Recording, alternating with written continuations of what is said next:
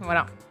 Recoucou YouTube, on s'est quitté pour la fin de Danganronpa 2 et nous nous retrouvons cette fois-ci pour Danganronpa IF, qui est un light novel, du coup qui serait peut-être sur Mukuro Ikusaba, j'imagine, je ne connais pas du tout, donc on va lire ça, il y aura peut-être 2 épisodes en tout, le temps de lire ça, en fait. Ce roman contient des références à des personnages apparus dans Dangan Zero. Ah, donc si jamais vous ne connaissez pas Danganronpa 0, j'ai lu aussi Danganronpa 0, donc c'est disponible sur ma chaîne si jamais. On va lire ça du coup. Joue si quand il est dans un bon mood. Ouais, j'imagine. Présentation des personnages. J'avais juste vite fait à l'époque dans ma partie perso, j'avais juste vite fait ouvert la page pour regarder, mais j'avais pas... Alors, présentation des personnages. On va entendre parler de Masuda encore, au secours. Makoto Naegi, c'est un étudiant typique qui ne possède aucun talent particulier ni aucune caractéristique. Il a été tiré au sort pour entrer à l'Académie du Pic de l'Espoir dans un lot d'autres élèves ordinaires. Et ça, ce qui est cool, c'est que Danganronpa 0, autant on l'a lu sur Wattpad, donc il y avait pas vraiment, il y avait quelques images, mais c'était pas trop animé. Les musiques, j'ai dû les trouver moi-même. Là, du coup, je vais pouvoir tout suivre depuis le jeu, c'est trop cool. Kyotaka Ishimaru, il est à la tête du comité disciplinaire dans son ancienne école, une célèbre enseigne préparatoire. Il est extrêmement strict envers les gens flemmards et ceux qui se moquent du travail acharné. Byakuya le Koshonu, un membre de la famille gérant le consortium des Togami, un énorme conglomérat international. En tant qu'héritier de l'entreprise familiale, En tant qu'héritier, de l'entreprise familiale, il a été élevé à la dure afin d'être préparé à ses obligations. J'aurai pas d'animation? Ok, c'est pas grave, mais au moins j'aurai des petites musiques. Alors, Mondo! Il fut un temps où il dirigeait le plus grand groupe de bikers du Japon. C'est un classique rebelle avec un cœur en or, et il possède son propre sens défini de la justice. Il admire éternellement son grand frère. Leon 11037. Malgré son refus à s'entraîner, il possède un tel talent naturel que les joueurs professionnels de baseball ont commencé à vouloir sympathiser avec lui. Bien qu'il soit du genre énervant, il est difficile de ne pas l'aimer. Ah, pas lui. Oh purée. Ifumi, il est assez populaire dans l'industrie de la fanfiction et très fier de ce qu'il a récolté. Au festival d'une école locale, il a vendu plus de 10 000 copies de sa dernière création. Une prouesse incroyable à tout point de vue. Ouais, on va le skipper. Oh lui, il sert à rien. Yasuhiro. Il s'en remet à sa propre intuition pour donner ses prédictions, résultant à un taux de précision d'environ 30%. Il a été en retenue de nombreuses fois. N'oublions pas qu'il a redoublé de nombreuses fois. Sayaka, ma fille! Elle est la chanteuse principale d'un groupe de pop connu à travers le monde. Bien qu'elle soit la coqueluche de toute une génération, elle a réussi à garder sa nature douce et terre à terre. Ah, Kyoko, ma best, ma femme. Elle est la seule élève de l'école dont le talent ultime est inconnu. Elle est d'une grande beauté, mais son passé et ses idées sont entourées de mystères. Ah oui, je l'adore. C'est une athlète née. Son domaine est la natation, mais dans son ancienne école, elle a participé à des compétitions de volley-ball, de vélodrome et bien plus. Elle est souriante et enthousiaste, et dans les autres, elle est de bonne humeur. Il t'envoie une pub pour un autre streamer qui stream sur Dangan 2 à l'instant même, mais MDR, c'est trop drôle. Toko!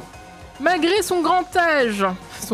non pas du tout, malgré son âge, elle est déjà une romancière à succès. En réalité, elle souffre d'un trouble de la personnalité qui se manifeste comme étant la tueuse en série connue sous le nom de Sho la génocidaire. Sakura! Oh ma fille! Sakura, elle nous manque, hein. Moi, elle me manque. Hein. Son père lui a enseigné les arts martiaux lorsqu'elle était petite et depuis, elle est devenue la personne la plus forte vivant sur Terre. Celestia Lodenberg. Son apparence de petite Lolita dissimule un tempérament hautain et une langue acérée et acerbe. Elle est maître dans l'art de la duperie et son visage ne peut pas être décrypté. Oui, elle est japonaise si jamais vous le demandiez. Junko Enoshima. C'est un mannequin charismatique qui a honoré de sa présence les couvertures des magazines de mode pour jeunes les plus populaires.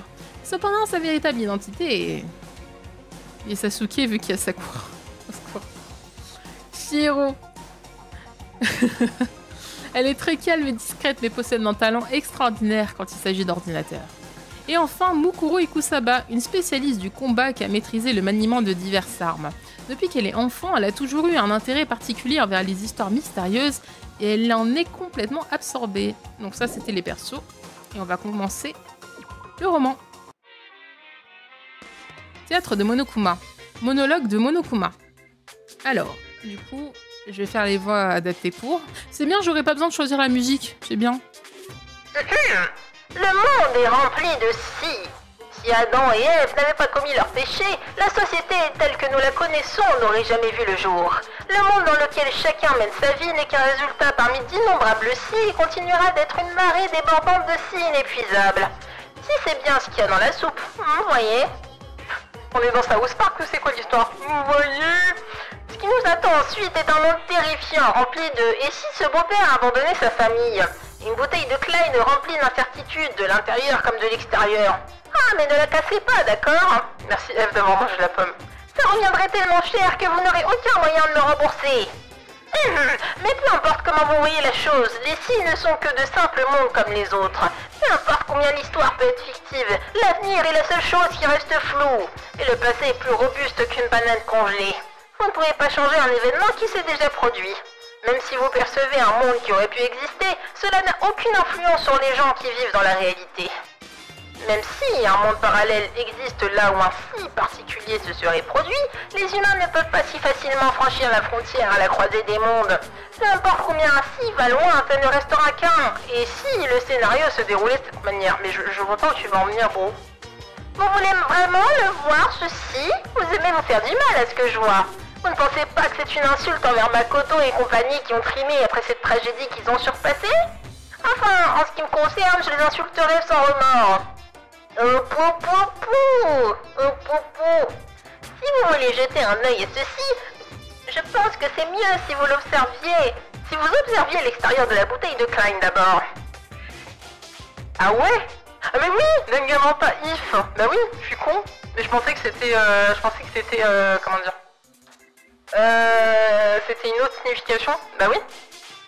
Ce serait encore mieux si vous pouviez visionner la fin d'un jeu appelé Danganronpa Trigger Happy Evoque. Oui, parce qu'effectivement, si vous ne connaissez pas Dangan 1, c'est pas la peine de revenir. Essayez d'y jouer plusieurs fois et aussi passez votre temps libre avec Junko au moins 3 fois. Enfin, what if, hein? Je ne savais pas. D'accord, c'est bien. Ça pourrait être aussi intéressant si vous pouviez récupérer tous les objets et toutes les vidéos. Mais si vous êtes arrivé aussi loin, c'est que vous avez déjà fait tout ça, n'est-ce pas? Mais bon, si j'étais vous, j'achèterais le jeu. Au moins 2 exemplaires si j'étais vous. Ça tombe bien, j'ai acheté le jeu. Le rideau s'abaisse. Eh ben merci Monokuma. Donc c'est un what if. D'accord, je ne savais pas du tout. Que devrais-je faire avec ceci? Ah, c'est Makoto, d'accord. Je pensais que c'était direct Mukuro. Makoto Naegi était perdu. Malgré cette hésitation, cette situation composée de 3 facteurs clés était extrêmement simple. Oui, ça compte! Le premier facteur était que Makoto était actuellement enfermé dans une école. L'Académie du Pic de l'Espoir est une école pour l'élite privilégiée, et chaque élève qui la fréquente a un talent ultime.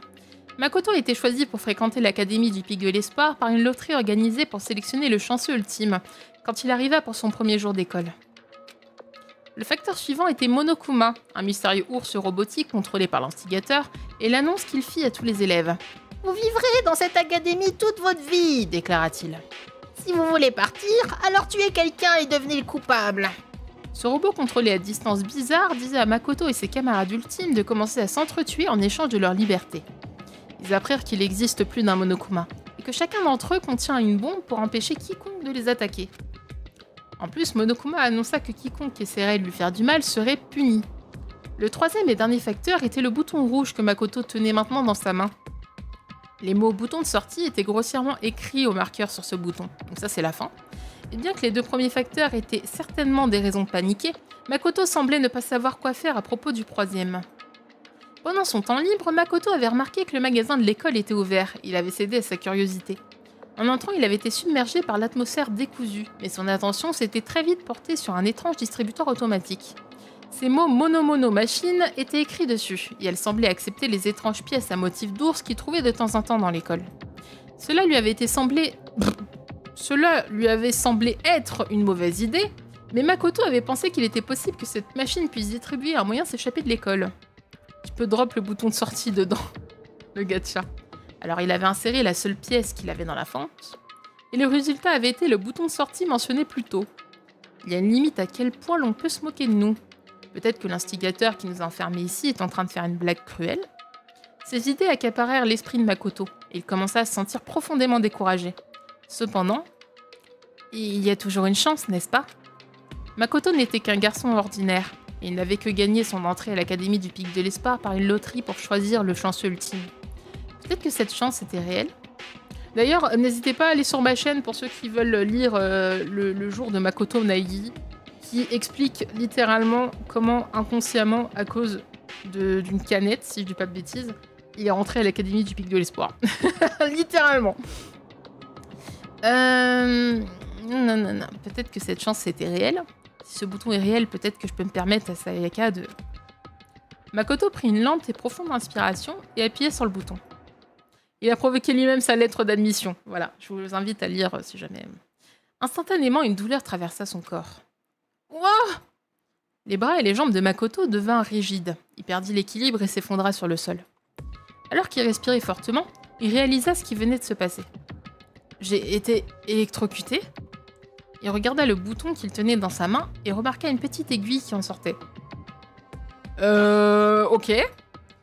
Makoto déduisait rapidement qu'un courant électrique devait y circuler.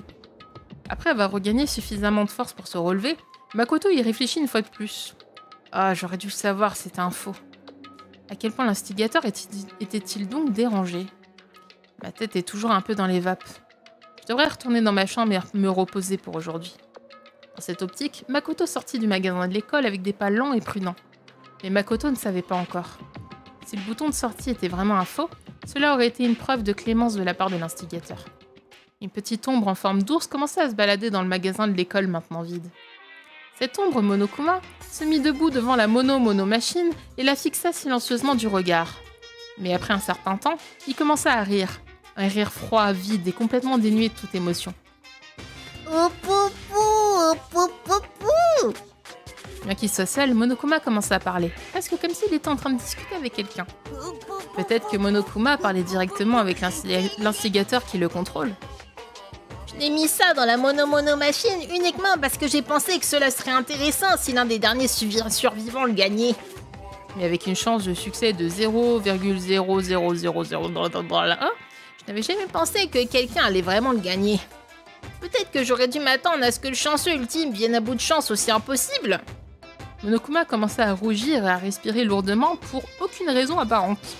Un robot comme Monokuma n'a pas besoin de respirer. Mais parce que sa technologie est super avancée, il peut s'exprimer comme une créature vivante. L'imote. On se demande qui l'a dessiné. Makoto a été choisi par une loterie, et maintenant il a gagné le bouton de sortie par une loterie. C'est évidemment impossible, n'est-ce pas? Est-ce que c'est cela un miracle? Est-ce que c'est en avant-toute vers la sortie? Est-ce que c'est quelque chose qui dépasse l'entendement et sur le point de débouler dans mon monde? Bien, même si je veux pas que cela arrive du tout, je commence à apprécier cette agitation. Nous revenons après cette page de publicité. La machinerie interne de Monokuma commençait à tourner à plein régime, et ses expressions faciales commencèrent à changer avec plus d'aisance que ne le pourrait celle de n'importe quel être humain. Tout à coup, ses expressions se figèrent, et il chuchota par ses haut-parleurs. Mais est-ce que cela est vraiment une chance? La situation qui était sur le point de se dérouler contenait deux émotions conflictuelles de même ampleur. Espoir et désespoir. Le jour suivant, la nuit, dortoir des élèves, chambre de Makoto. Makoto Naegi était couché sur son lit, en difficulté face au désespoir et à l'espoir s'entrechoquant dans son esprit. Monokuma avait forcé chacun des élèves à regarder un DVD plus tôt dans la journée. Ah oui, c'est une rétrospective. Celui de Makoto montrait une scène qui suggérait que ses parents et sa petite sœur étaient en danger, et il était maintenant déterminé à quitter l'école. Apparemment, les autres élèves avaient aussi été forcés à regarder des vidéos choquantes. Des vidéos si choquantes qu'ils étaient maintenant eux aussi déterminés à s'échapper de l'école. Même si cela signifiait devoir sacrifier quelqu'un pour le faire. Cependant, il était évident que ces vidéos faisaient partie du piège de Monokuma. À condition qu'un élève tue quelqu'un, il avait le droit d'être diplômé et de quitter l'académie. Il semblait que l'instigateur qui contrôle Monokuma voulait à tout prix faire s'entretuer les élèves. Mais maintenant, Makoto était surtout inquiet pour Sayaka Maizono, qui avait paru incroyablement bouleversée après avoir regardé son DVD. Sayaka n'était pas seulement l'idole ultime, elle était aussi la camarade de classe de Makoto quand ils étaient élèves au collège Blackroot Junior. Son optimisme encourageait Makoto ces derniers jours, et il devenait de même une source de force pour elle. Si je ne peux rien faire d'autre, il faut au moins que je sauve Sayaka. Au moment où Makoto pense à cela, il ressentit un petit mal de tête. Est-ce qu'il était toujours étourdi à cause du coup qu'il avait reçu de Mondo l'autre jour? Ou est-ce que c'était un effet secondaire de son électrocution par le bouton de sortie? Tandis que Makoto réfléchissait à cela, la douleur disparut progressivement, et il retourna à ses envies résolues de s'échapper. De toute façon, nous devons tous travailler ensemble et... Hein? À ce moment-là, Makoto réalisa que son objectif avait légèrement changé. Nous devons tous? Idéalement, ce serait le mieux si tout le monde survivait ensemble. Cependant, excepté Sayaka, Makoto n'avait jamais rencontré les autres élèves. Il ne savait même pas s'il était possible de leur faire confiance. Mais à ce moment, il leur faisait confiance sans le moindre soupçon. Il croyait qu'il valait la peine de les aider même au prix de sa propre vie. Pourquoi? Le mal de tête reprit de nouveau. Comme si tous les vaisseaux sanguins de son cerveau étaient un à un tranchés. Pourquoi est-ce que je viens de penser que je pouvais avoir autant confiance en les autres qu'en Sayaka? Makoto essaya de comprendre pourquoi son raisonnement avait soudainement changé. Ils font aussi des phrases jaunes dedans. Ok, intéressant. Quelque chose n'allait pas. La douleur lancinante dans son crâne semblait se synchroniser avec la sensation étrange que quelque chose se rapprochait de lui. Alors qu'un rayon de lumière commençait à se former dans les profondeurs obscures de son propre esprit, la sonnette retentit. « Il y a quelqu'un » Il se leva rapidement de son lit, mais cela ne fit qu'aggraver le mal de tête. Sans aucun souci pour sa sécurité, Makoto ouvrit la porte de sa chambre avec insouciance et se trouva face à face avec Sayaka. Je suis vraiment désolée de venir si tard. Sayaka? La douleur. Que fais-tu dehors aussi tard? Au moment où il vit son visage, la douleur palpitante dans son crâne commença à s'accélérer. Il se sentait comme si son monde était déchiré depuis l'intérieur. Désolée de te déranger, mais quelque chose de vraiment bizarre vient de se passer et... Makoto, ça ne va pas? Tu n'as pas l'air d'aller bien. Sayaka était pâle et tremblait comme quand elle était venue à la porte de Makoto. Mais elle semblait surprise de voir que sa mine était pire que la sienne. « Ah ouais, je vais bien, c'est juste ma tête. » Makoto ne put finir sa phrase. Ses yeux révulsèrent, il perdit connaissance et tomba lentement sur le sol. Ah oui, effectivement, le what if, il est puissant. Et la voix magnifique de Sayaka laissa échapper un cri, alors qu'elle se tenait devant le corps de Makoto. Oh purée. Le jour suivant, l'infirmerie... Ah ouais, non mais c'est pas du tout la même chose. Qui c'est qui parle? Oh, tu es réveillée. Ça va? Je lève combien de doigts? Lorsque Makoto prit connaissance, il fut accueilli par la vue de doigts ornés de longs faux ongles secoués devant son visage. Ouais, pourquoi il y a... Mukuro? Hein? Tu es Junko, n'est-ce pas? Et pourquoi est-ce que tu ne sembles ne pas être sûre? Je suis un peu choquée de t'entendre dire ça. Malgré ce qu'elle avait dit, Junko Enoshima, la fashionista ultime, riait comme si elle trouvait tout cela très drôle. Makoto regardait autour de lui et réalisa qu'il n'avait jamais vu cet endroit. Cela ressemblait un peu à un hôpital. 3 lits, en comptant le sien, étaient alignés dans la pièce, entourés d'instruments médicaux variés. Le plafond noir semblait bizarrement oppressant, mais lorsqu'il s'assit, l'esprit de Makoto se fixa immédiatement sur une possibilité. Où sommes-nous? Est-ce qu'on nous a sauvés? Ce serait sympa, hein? Elle répondit en regardant ailleurs. Junko expliqua qu'il s'agissait de l'infirmerie au rez-de-chaussée de l'académie. C'est Monokuma a dit « Je ne supporte pas de voir mes précieux élèves tomber malades. » Il a ouvert cet endroit ce matin. Mais tu trouves pas que c'est suspect? Et si tous les médicaments étaient du poison? Pour être honnête, ça me surprendrait pas. Makoto se rappela sa rencontre avec le bouton de sortie et laissa échapper un petit soupir. Ah, donc, pourquoi est-ce que je suis ici, Junko? Tu devrais remercier Sayaka pour ça. Elle était ici toute la nuit pour s'occuper de toi. Vraiment? Junko ignora la surprise de Makoto et continua à parler nonchalamment. Et ensuite, Taka est devenue surmotivée et disait genre on devrait se relayer pour le surveiller. Et c'était simplement mon tour quand tu t'es réveillée. Ouais, en fait, seulement parce que Byakuya a séché. Byakuya, il en a rien à foutre. Je vois, merci. Comme je l'ai dit, tu devrais dire merci à Sayaka. Sinon, comment tu te sens? Tout va bien? Hein? Makoto y réfléchit un moment et se rappela ce à quoi il pensait juste avant de perdre connaissance.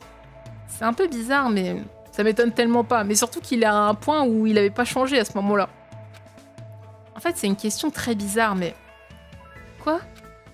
Junko, on ne s'est jamais rencontrés avant, non? En entendant cela, les yeux de Junko s'écarquillèrent, mais quelques secondes plus tard, elle se mit à rire. T'es sérieux? Cette accroche est genre complètement surfaite, tu sais? Même si elle souriait, un air sérieux apparut sur son visage. Juste pour que tu saches, tu peux espérer rien de ce genre avec moi.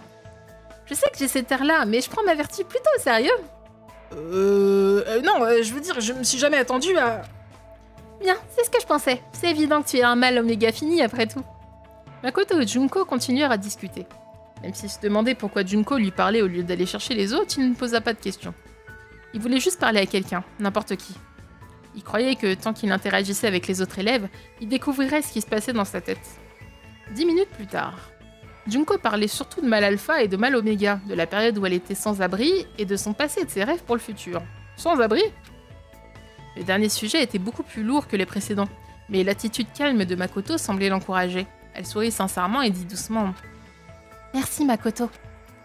Peut-être était-ce un signe de gratitude pour avoir écouté ses problèmes, mais elle garda le même sourire en laissant échapper quelque chose d'horrible. En échange, je promets que si je décide de tuer quelqu'un, ce ne sera pas toi. Dis pas des choses effrayantes comme ça! C'est un résumé de ses free time que je n'ai pas fait du coup. Au moins c'est ce que Makoto pensait, mais les mots qui sortaient de sa bouche exprimaient un sentiment différent. Je vois, merci. Mal alpha, oui. Je suis un mal alpha! Respectez-moi! Je suis un domino! Pardon. Est-ce que je l'ai, je suis un mal alpha, ou pas? Je réfléchis. Attendez, je crois que je l'ai. Je l'ai. Faut juste que je baisse. À chaque fois, il faut que je règle le son parce que c'est un peu chiant, sinon c'est trop fort. Il est là. Je suis un mal alpha! Respectez-moi! Je suis un domino! À chaque fois, j'entends je suis un domino.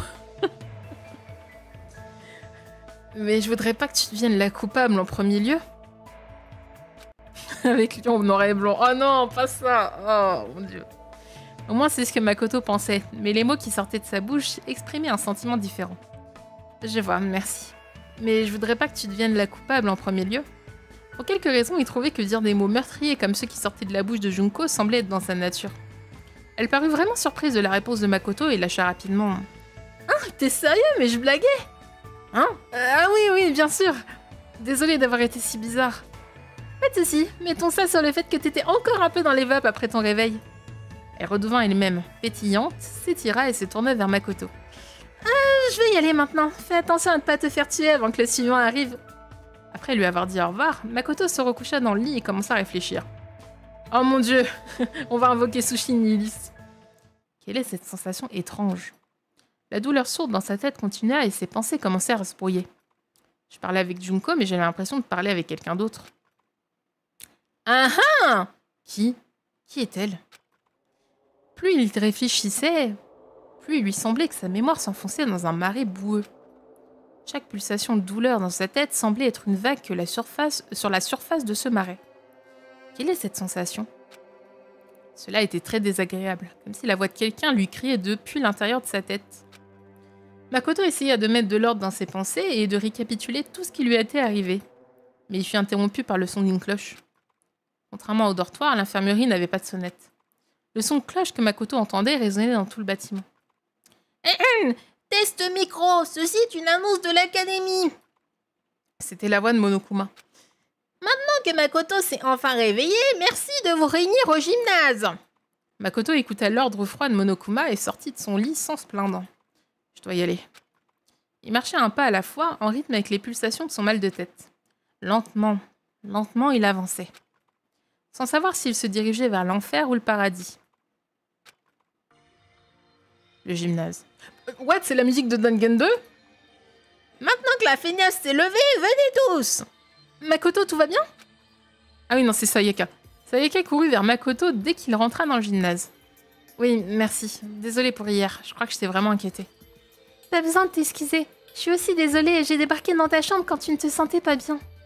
Ah, mais attends! Du coup, elle lui a pas dit qu'elle était en panique. Est-ce que c'est pas la scène où justement elle se sentait pas bien? Et que du coup, c'est là où Makoto, il était hyper vigilant par rapport à Sayaka. Oh putain, mais du coup, il va se passer quoi? Maintenant que t'en parles, qu'est-ce que s'est-il passé hier?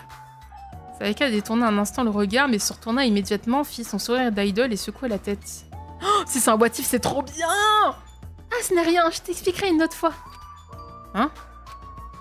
Pendant qu'il parlait, Kiyotaka Ishimaru, la boussole morale ultime, s'avança et pointa un doigt accusateur en direction de Makoto. Oui, ils auraient dû échanger leur chambre! Oui, c'est ça! Mais du coup, il se passe quoi? Tu es en retard, Makoto! Explique pourquoi tu as été si tardif! Je crois que c'était ça, savoir. Les autres élèves eurent un haussement de sourcils groupé, comme s'ils pensaient « Pourquoi est-ce que Steve crie sur quelqu'un qui était malade ?» Cependant, Makoto sourit gentiment et lui répond honnêtement. « Je me sentais pas très bien, donc je me reposais à l'infirmerie. Tu peux noter ça dans le carnet de classe ?» Je vois. C'est cohérent avec mes informations. Si c'est cela, alors je considérais ce sujet comme réglé. La conversation progressait sans heurts, et Taka sourit tout en continuant de parler. Ha ha ha, j'assumerai toute la responsabilité de le noter. Concentre-toi sur ton rétablissement. Si jamais tu te sens malade, merci de le signaler au comité de santé. Il a à peu près la même voix que Neko Shedidan. Il me semble que l'on devrait néanmoins convoquer les membres du comité de santé après cette rencontre. Taka s'écarta en marmonnant à lui-même alors qu'il ouvrait un carnet de classe qu'il avait trouvé dans la réserve de matériel de l'académie. Célestia Ludenberg, la parieuse ultime, avait suivi toute la conversation et se dirigeait vers Makoto. Malgré son comportement déraisonnable, tu savais exactement quoi lui dire. Hein? Au moment où Céleste avait dit ça, Makoto le réalisa. Il était vrai qu'il ne s'était pas senti bien et qu'il s'était reposé à l'infirmerie. Mais quand Taka lui avait demandé pourquoi il avait été en retard, bien qu'il aurait déjà dû connaître la raison, Makoto ne se sentait ni agacé ni déçu. Ça avait été comme s'il s'était attendu à ce que Taka dise cela. Makoto trouvait étrange qu'il lui acceptait aussi vite la personnalité de Taka. Il ne pouvait même pas comprendre pourquoi il avait demandé à Taka de faire quelque chose d'aussi inutile qu'enregistrer cela dans le carnet de classe. Pourquoi ai-je dit cela? C'est comme si je l'avais déjà fait par habitude. Enfin, je l'avais fait plutôt par habitude. Sa réponse aux interrogations de Taka lui avait semblé aussi naturelle que respirée. D'ailleurs, Kines, tu l'as lu, Danganronpa If? Est-ce que tu l'as trouvé intéressant? Parce que pour l'instant, ça me hype. J'ai envie de savoir c'est quoi les différences. Pourquoi? À chaque fois qu'il essayait d'y réfléchir, son mal de tête empirait encore. Alors que Makoto luttait pour réfléchir malgré la douleur de ses maux de tête, un animal en peluche noir et blanc sauta derrière le podium du gymnase et commença à tourner en rond en parlant d'une voix joyeuse. « Salut les gars! Est-ce que tout le monde est là ?» Ah ok. Est-ce que tu trouves intéressant alors du coup ce qui se passe? Ok. Il aurait dit qu'il allait mener les élèves à une sortie scolaire, mais aucun d'entre eux n'avait un sourire sur le visage. Qu'est-ce que c'est cette fois? Ah pardon. Est-ce que nous allons devoir détourner un bateau de croisière et nous heurter à un ver géant? Évidemment, il y avait une exception. Yasuhiro Akagure, le voyant ultime, croyait toujours que leur situation était une sorte d'événement organisé pour eux, mais lui jusqu'au bout! Monokuma l'ignora et continua à s'adresser aux élèves de sa voix adorable. Adorable. Vous trouvez que la voix que je lui donne est adorable? Aujourd'hui, je vais vous parler de notre merveilleux système académique. Le mot système sonne vraiment bien, n'est-ce pas? Il empêche le danger. Il empêche le danger, comme un ours. Je veux que vous piétinez tous la mort de vos amis et grandissiez jusqu'à avoir des cœurs endurcis. C'est bien d'être un peu vilain, je veux que vous développiez tous des personnalités toxiques. Après avoir fait son introduction absurde, Monokuma continua et aborda le sujet suivant. Sur cela, il commença à fournir une explication détaillée du système le plus vicieux de cette école. Le procès de classe. En fait, vous pouvez pas simplement tuer quelqu'un. Il faut que vous tuez quelqu'un sans que personne d'autre ne découvre que là, vous l'avez fait. Elle est oui, adorable. Mais tu peux dire qu'elle est insupportable. Mais moi, je me fatigue. Monokuma parlait de son horrible programme de diplôme avec une indifférence décontractée. Mais parce qu'aucun meurtre n'avait eu lieu pour le moment, son exposé n'insuffla aucun désespoir aux élèves. Tant qu'aucun meurtre n'avait lieu, il n'y aurait aucune raison de faire un procès de classe. Mais personne ne pouvait vraiment dire qu'un meurtre n'allait pas se produire. Alors que les soupçons des élèves commençaient à se former, Monokuma continua à expliquer le procès de classe jusqu'à ce que... Attendez une minute! Alors que Monokuma commençait à expliquer les exécutions qui serviraient de punition, une fille s'avança. Junko? Dès qu'il vit à quel point elle était en colère, le rythme du mal de tête de Makoto commençait à changer légèrement. T'es complètement malade, tu le sais? Ça c'est le récap du début. Hein? La fille continuait à se plaindre, enragée. Elle semblait complètement différente de la personne souriante que Makoto avait vue à l'infirmerie. Hein? Est-ce que Junko a toujours été ainsi? Non, elle est différente, c'est comme ça que Junko se comporte, mais... Est-ce que cette personne est vraiment Junko? Attends, à quoi est-ce que je suis en train de penser? Alors que Makoto luttait de nouveau avec son mal de tête et sa confusion, Monokuma et la fille continuaient à se disputer. Quoi? Pardon, quoi? Tu dis que tu ne participeras pas au procès? Seule une punition peut suivre un tel blasphème. Quoi? Une punition? Je pourrais, je sais pas, te jeter dans une prison lugubre, sonde et effrayante, un truc du genre. Différent. La sensation bizarre qu'il sentait concernait à présent Monokuma. Une prison? Non, ils ne sont pas si gentils. What the fuck? Une série d'images défila dans la tête de Makoto et il pensait d'abord qu'il s'agissait d'une sorte de parade. Mais il se rendit rapidement compte qu'il se trompait. Ce qui semblait être des lumières étaient en fait des bâtiments engloutis dans les flammes. Le rouge décorant cette scène semblait provenir de corps humains. Oh putain, il se rappelle? Genre le choc électrique lui a fait rappeler. Le désespoir. Il n'était pas restreint à l'académie ou même au Japon. Des images de mort et de destruction partout dans le monde submergeaient le cerveau de Makoto à chaque pulsation de son mal de tête. Ouais, mais ça donne quoi? Parce que du coup, il va dénoncer la supercherie. J'ai déjà vu cela. À part la violence indescriptible qui se déroulait dans chacune d'entre elles, toutes ces images avaient un point commun. Qui sont-ils? Ils sont des terroristes déchaînés portant des masques noirs et blancs semaient le chaos dans ces images. Ils prenaient tout. Argent, objets de valeur, vie, famille, dignité, le passé, le futur, et possiblement même l'espoir. Les masques que ces terroristes portaient ressemblaient parfaitement au visage d'un animal en peluche qui se disputait avec l'élève devant lui. Ferme-la, bon sang! Dis tout ce que tu veux, je participerai pas à ça! Sois pas si égoïste! C'est toi qui es égoïste! Tu qui ça te chante? Ça n'a rien à voir avec moi! Ça n'a rien à voir avec moi. Je dis ça, je dis rien! Le mal se tenant ici devant moi, je trempe de peur! Je céderai pas à ce mal! C'est mon genre de m'accrocher et de résister jusqu'au bout! Si tu veux vraiment sortir d'ici, il faudra me passer sur le corps! Monokuma balança ses bras sauvagement en fonçant sur la fille en se dandinant. Genre il est en mode... Et la fille sauta sur le directeur autoproclamé de l'académie avec facilité. Ah, et maintenant, tu t'amuses bien? Plaqué au sol sous le pied de la fille, Monokuma regarda dans ses yeux froids et demanda calmement. Et toi? Hein? Toute violence à l'encontre du directeur Monokuma Fairu est interdite. Tu viens d'enfreindre une règle de l'école. Alors du coup, elle meurt ou pas? Elle va se faire tuer. Oh! Attends, elle meurt pas du coup? Les mots de Monokuma lui avaient semblé très menaçants. Ce n'était pas une prédiction ou une supposition, c'était comme s'il connaissait le danger que représentait Monokuma dès le départ. Oh putain, il va empêcher sa mort! Mais ça change tout! Si ça continue comme ça, Junko va se faire... Son esprit ne parvenait toujours pas à être complètement saisir la situation qui se déroulait devant lui. Oh! Et du coup, Makoto... Imagine... Oh putain, je suis en train de me faire une théorie. Makoto va se sacrifier pour Junko. Et du coup, si c'est ça, ils sont tous morts. Oh, j'espère que c'est pas ça. Junko? L'impact de ses pieds se combina avec le rythme de son mal de tête, faisant paniquer son cœur et son cerveau. Non, elle est différente. C'est... J'en appelle au puissant sort d'invocation. Oh, je suis sûre que c'est ça, Makoto, il va se sacrifier. À l'aide, viens à moi, Gugnir, la lance divine. Monokuma gigota sous le pied de la fille et laissa échapper un cri.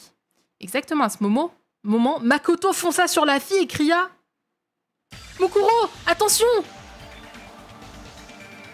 Oh la vache, il sait! Hein? La fille déguisée en Junko Enoshima écarquilla les yeux sous le choc. Comme pour éviter la charge de Makoto, elle sauta en arrière avec une agilité inouïe pour une lycéenne de son âge. Et puis... Exactement à ce moment, d'innombrables lances percèrent l'endroit où elle se tenait une fraction de seconde plus tôt. Oh, mais du coup, elle est pas morte! Mais ça change tout! Il va se passer quoi? Tous les élèves, y compris la fille, étaient ébahis par cette tournure soudaine des événements. Mais en plus, il a dit Mukuro, genre il l'a grillé. Mais ça change tout! Ça se trouve, ils vont pas mourir, pour la plupart. Des lances trop nombreuses pour que l'on puisse les compter avaient été tirées à une vitesse aveuglante par des mécanismes installés dans le sol et les murs du gymnase. Cependant, Makoto ne put pas remarquer cela. Attends. Pourquoi j'ai appelé Junko Mukuro? Mukuro? Oui, malheureusement, le jeu est fini. Et là, on fait Danganronpa If, qui a un what if de Danganronpa. Et du coup, là, ce qui se passe, c'est que là, on en est. Makoto a tilté... on va dire, il a eu des souvenirs, des flashs de l'accident le plus tragique de l'humanité, alors que normalement, il n'est pas censé avoir ça. Et là, il a protégé Mukuro et Kusaba, alors qu'il n'était pas censé savoir que c'est Mukuro. Putain, que se passe-t-il si Mukuro s'était pas morte? Oh là là là là! Ah là là là là! Quand cette pensée traversa dans son esprit, un impact tranchant et soudain frappa son flanc. Oh! Mais me dis pas qu'il est mort, Makoto! Suivi par une douleur intense et mortelle qui parcourut sa colonne vertébrale et se répandit dans tout son corps. La lance avait poignardé son flanc, instantanément déchiré sa chair et ressortait par son dos couvert de sang et autres fluides corporels. Makoto, il est mort dans le what if? Mais attends, ils vont tous crever? Ils vont tous crever? Parce que, excusez-moi, mais Makoto, c'est l'ultime chanceux. Et en fait, à part Kyoko, c'est lui qui les sauve tous. Oh putain, ils vont tous crever. Ils vont tous crever. Ils sont dans la merde. Ah, j'adore. Junko aurait tellement voulu ça. Ah, je suis choquée. C'est Makoto qui est mort à la place de Mukuro dans ce what if. C'est incroyable. Et alors que sa conscience s'évanouissait lentement, il se souvint de tout. Bah oui, il commence à se rappeler. Mais oui, c'est le sport ultime. Mais attends, ça change tout parce que du coup, c'est aussi lui qui sauve les autres dans Danganronpa 2.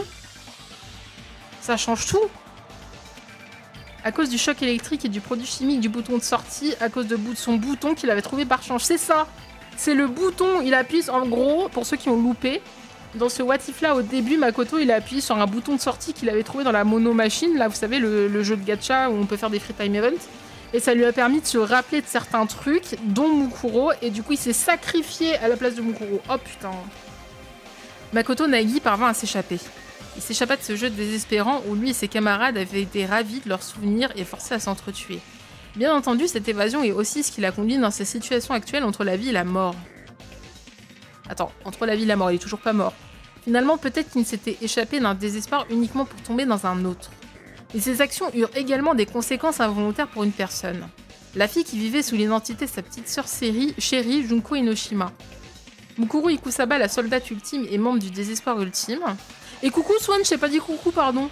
Son passé, son futur, peut-être même son propre espoir étaient sur le chemin du désespoir. D'ailleurs, Kines, si tu peux changer la catégorie, est-ce que tu peux mettre une catégorie adéquate par rapport à la lecture, vu qu'on a fini Dangan 2? Et changer le titre par la même occasion. Si t'arrives à faire ça, ça serait top, merci beaucoup. Vu que je viens d'apprendre que tu peux le faire. C'est ainsi que le rideau tombe sur l'histoire de Makoto pour le moment. Oh putain, il est entre la vie et la mort en fait. Oh, à partir de maintenant, cette histoire est celle d'une certaine fille. Une fille qui est plus pitoyable que n'importe qui d'autre dans cette académie isolée. Un nouveau rideau accompagné d'un nouveau désespoir va maintenant se lever. Putain. Oh, je suis trop hypée. Hein? Le temps s'était sûrement arrêté pour Mukuro Ikusaba. C'était comme si tout ce qui l'entourait avait été complètement figé. Dans le passé, elle était connue comme étant la soldate ultime. Elle avait déjà éprouvé cette sensation pendant sa période avec le groupe de mercenaires Fenrir. Oh là là. Dans les situations où elle était entourée par un nombre désespérant d'ennemis dans la jungle ou dans une ruine au milieu d'un désert. Les ennemis en charge semblaient se figer dans le temps, ce qui lui permettait d'assurer une victoire décisive dans tous ses combats. Mais ceci n'était pas un champ de bataille. Alors pourquoi cette sensation familière s'était-elle donc réactivée? Merci Kines, c'est gentil. Pour comprendre ce qui s'était passé, Mukuro essaya de lentement examiner la situation actuelle depuis ce monde gelé. Junko et Mukuro sont toutes les deux des enfants du désespoir. Mais Junko Enoshima, le vrai désespoir ultime, nourrit des ténèbres bien plus profondes en elle. Ah mais attends, je viens de comprendre un truc. C'est que de base, dans Dangan 1, Mukuro, elle était pas censée comprendre que Junko, elle pouvait la canner à n'importe quel moment. Tu vois, elle s'est fait prendre par surprise. Sauf que là, maintenant, elle est au courant que sa propre sœur, elle veut la buter. Qu'est-ce qui va se passer? Bien que leurs noms de famille fussent différents, Mukuro était la grande sœur de Junko et elles étaient liées par le sang. Elle a coopéré avec le plan dénué d'espoir de Junko et s'est faite passer pour elle sous le prétexte de participer à la tuerie avec ses camarades. Selon le plan, Mukuro était censée confronter Monokuma, que sa sœur confrontait, et être enfermée dans un donjon comme punition. Isolée des autres, elle devait alors s'échapper du donjon et accomplit divers actes destinés à priver les élèves de tout espoir. Ah, je savais pas! Elle était pas censée crever, en fait! C'est pour ça qu'elle était autant surprise et qu'elle a dit « Mais pourquoi? Normalement, elle était juste censée être enfermée. » Putain, je savais pas! Du coup, elle a dû prendre ça pour une trahison. C'était le rôle qui lui avait été confié. Quand Makoto avait succombé à son mal de tête, Junko lui avait ordonné d'aller voir si le choc lui avait fait se souvenir de quoi que ce soit qui aurait fait de lui un élément gênant. Il s'était réveillé alors qu'elle s'occupait de lui, alors elle avait bavardé un peu avec lui, mais n'avait remarqué aucun changement dans son comportement. Jusqu'à ce moment, elle avait été certaine qu'il n'y aurait aucun problème. Rien ne pouvait mal tourner. Elle avait sauté sur Monokuma comme sa sœur le lui avait ordonné, et récité à la perfection les répliques qu'elle avait dû mémoriser.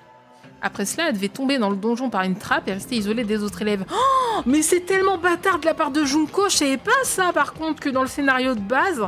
Ça, je savais que c'était, on va dire, prémédité, on va dire ça, c'était évident. Mais je savais pas qu'en fait, il y avait un autre scénario de base et que Junko l'a trahi. Oh, j'apprends des trucs. C'était son rôle, elle n'avait rien fait de mal. Mais du coup, ça change tout. Il n'y avait eu aucun problème. Il n'y avait eu aucun problème. Et du coup, ce qui change aussi, c'est le procès final, du coup. Parce que le procès final, c'est enquêter sur qui a tué Mukuro. Ça change trop de choses. Oh là là. Pardon. Elle se répétait cela encore et encore, comme une prière silencieuse. Mais dans cet instant gelé dans le temps, ce qu'elle voyait était, non pas une trappe, mais d'innombrables lances. L'une d'entre elles s'était embrochée à travers le flanc de Makoto. Ah, il est peut-être pas mort, du coup, parce que si c'est juste le flanc, il y a peut-être moyen, hein. Pourquoi? Makoto? Pourquoi y a-t-il des lances? Gungnir? Je serais morte si j'avais pas bougé. Est-ce que Junko a fait foirer le plan? Non, Junko se plante jamais. Est-ce qu'elle a essayé de me tuer? Moi? Makoto m'a sauvée? Pourquoi? Oh, elle va crocher sur Makoto, du coup. De toute façon, je crois que c'est dit que Mukuro, il me semble, dans les Free Time Event, ça sous-entend qu'elle croche sur Makoto. Du coup, là, elle va grave crocher. Pourquoi a-t-il dit mon nom? Elle a imaginé un plan ultra désespérant. Oui, c'est pas étonnant, mais je suis en mode purée. Est-ce que ses souvenirs lui sont revenus? Est-ce que j'ai pas réalisé cela? Est-ce que j'ai fait une erreur? Est-ce que Junko est en colère à cause de cela? Est-ce une punition? Est-ce ma faute? Junko a essayé de me tuer. Me tuer, me tuer, me tuer. Le temps recommença progressivement à s'écouler dans son monde. Mukuro pouvait sentir son visage pâlir alors qu'elle dirigeait lentement son regard sur Makoto. Les hurlements des élèves résonnèrent à travers le gymnase. Saeka fut probablement la première à crier. Mais qui avait crié en premier importait peu à Mukuro. Makoto? Pourquoi? Makoto était le chanceux ultime. Il était son camarade de classe depuis 2 ans et il était maintenant un sacrifice au désespoir. Peu de temps auparavant, il lui avait donné une réponse en quelque sorte pendant leur conversation à l'infirmerie. Il n'était qu'un pion dans le plan manigancé par sa sœur. Mais maintenant, un doute commençait à se former dans l'esprit de Mukuro. Qu'est-ce que j'attendais de Makoto? Alors que son cœur battait à tout rompre, elle continuait à réfléchir. En échange, je promets que si je décide de tuer quelqu'un, ce ne sera pas toi. Est-ce que je me faisais passer pour Junko à ce moment-là? Ou bien, étais-je sincère? Quand ai-je commencé à ressentir ce doute? Maintenant, au moment où il m'a sauvée? Ou quand nous avons parlé à l'infirmerie tout à l'heure? Ou la première fois que nous nous sommes disputés à propos de cette tuerie avant qu'il ne retrouve ses souvenirs? Ou bien, était-ce encore avant cela? Mukuro se tenait là, confuse et accablée, et Makoto ouvrit les yeux, la lance encore empalée dans son flanc. Ah, Mukuro... Makoto, est-ce que ça va? Mukuro ne se faisait plus passer pour la fashionista ultime. La regardant depuis le sol du gymnase, Makoto lui demanda « Pourquoi es-tu habillée comme Junko ?» Il souriait. Peut-être qu'il ne pouvait plus sentir la douleur, ou peut-être qu'il était affecté par quelque chose d'autre. Dans son premier free time en tant que Junko, elle dit qu'elle veut présenter Makoto à l'une de ses amies plus agressives. Propre. Quoi qu'il en soit, Makoto ignorait le fait qu'il était en train de mourir juste pour offrir son radieux sourire à Mukuro. « Je suis content que tu sois en sécurité, Mukuro. » Dès qu'elle entendit la voix faiblissante de Makoto, quelque chose se brisa dans l'esprit de Mukuro. Depuis l'intérieur de la carapace de désespoir dont elle s'était entourée, une émotion intense commença à jaillir. « Non, tout va de travers !» Elle ne pouvait plus retenir cette émotion. « Non, non !» Et pour la première fois de sa vie, Mukuro laissa échapper un cri. Oh putain!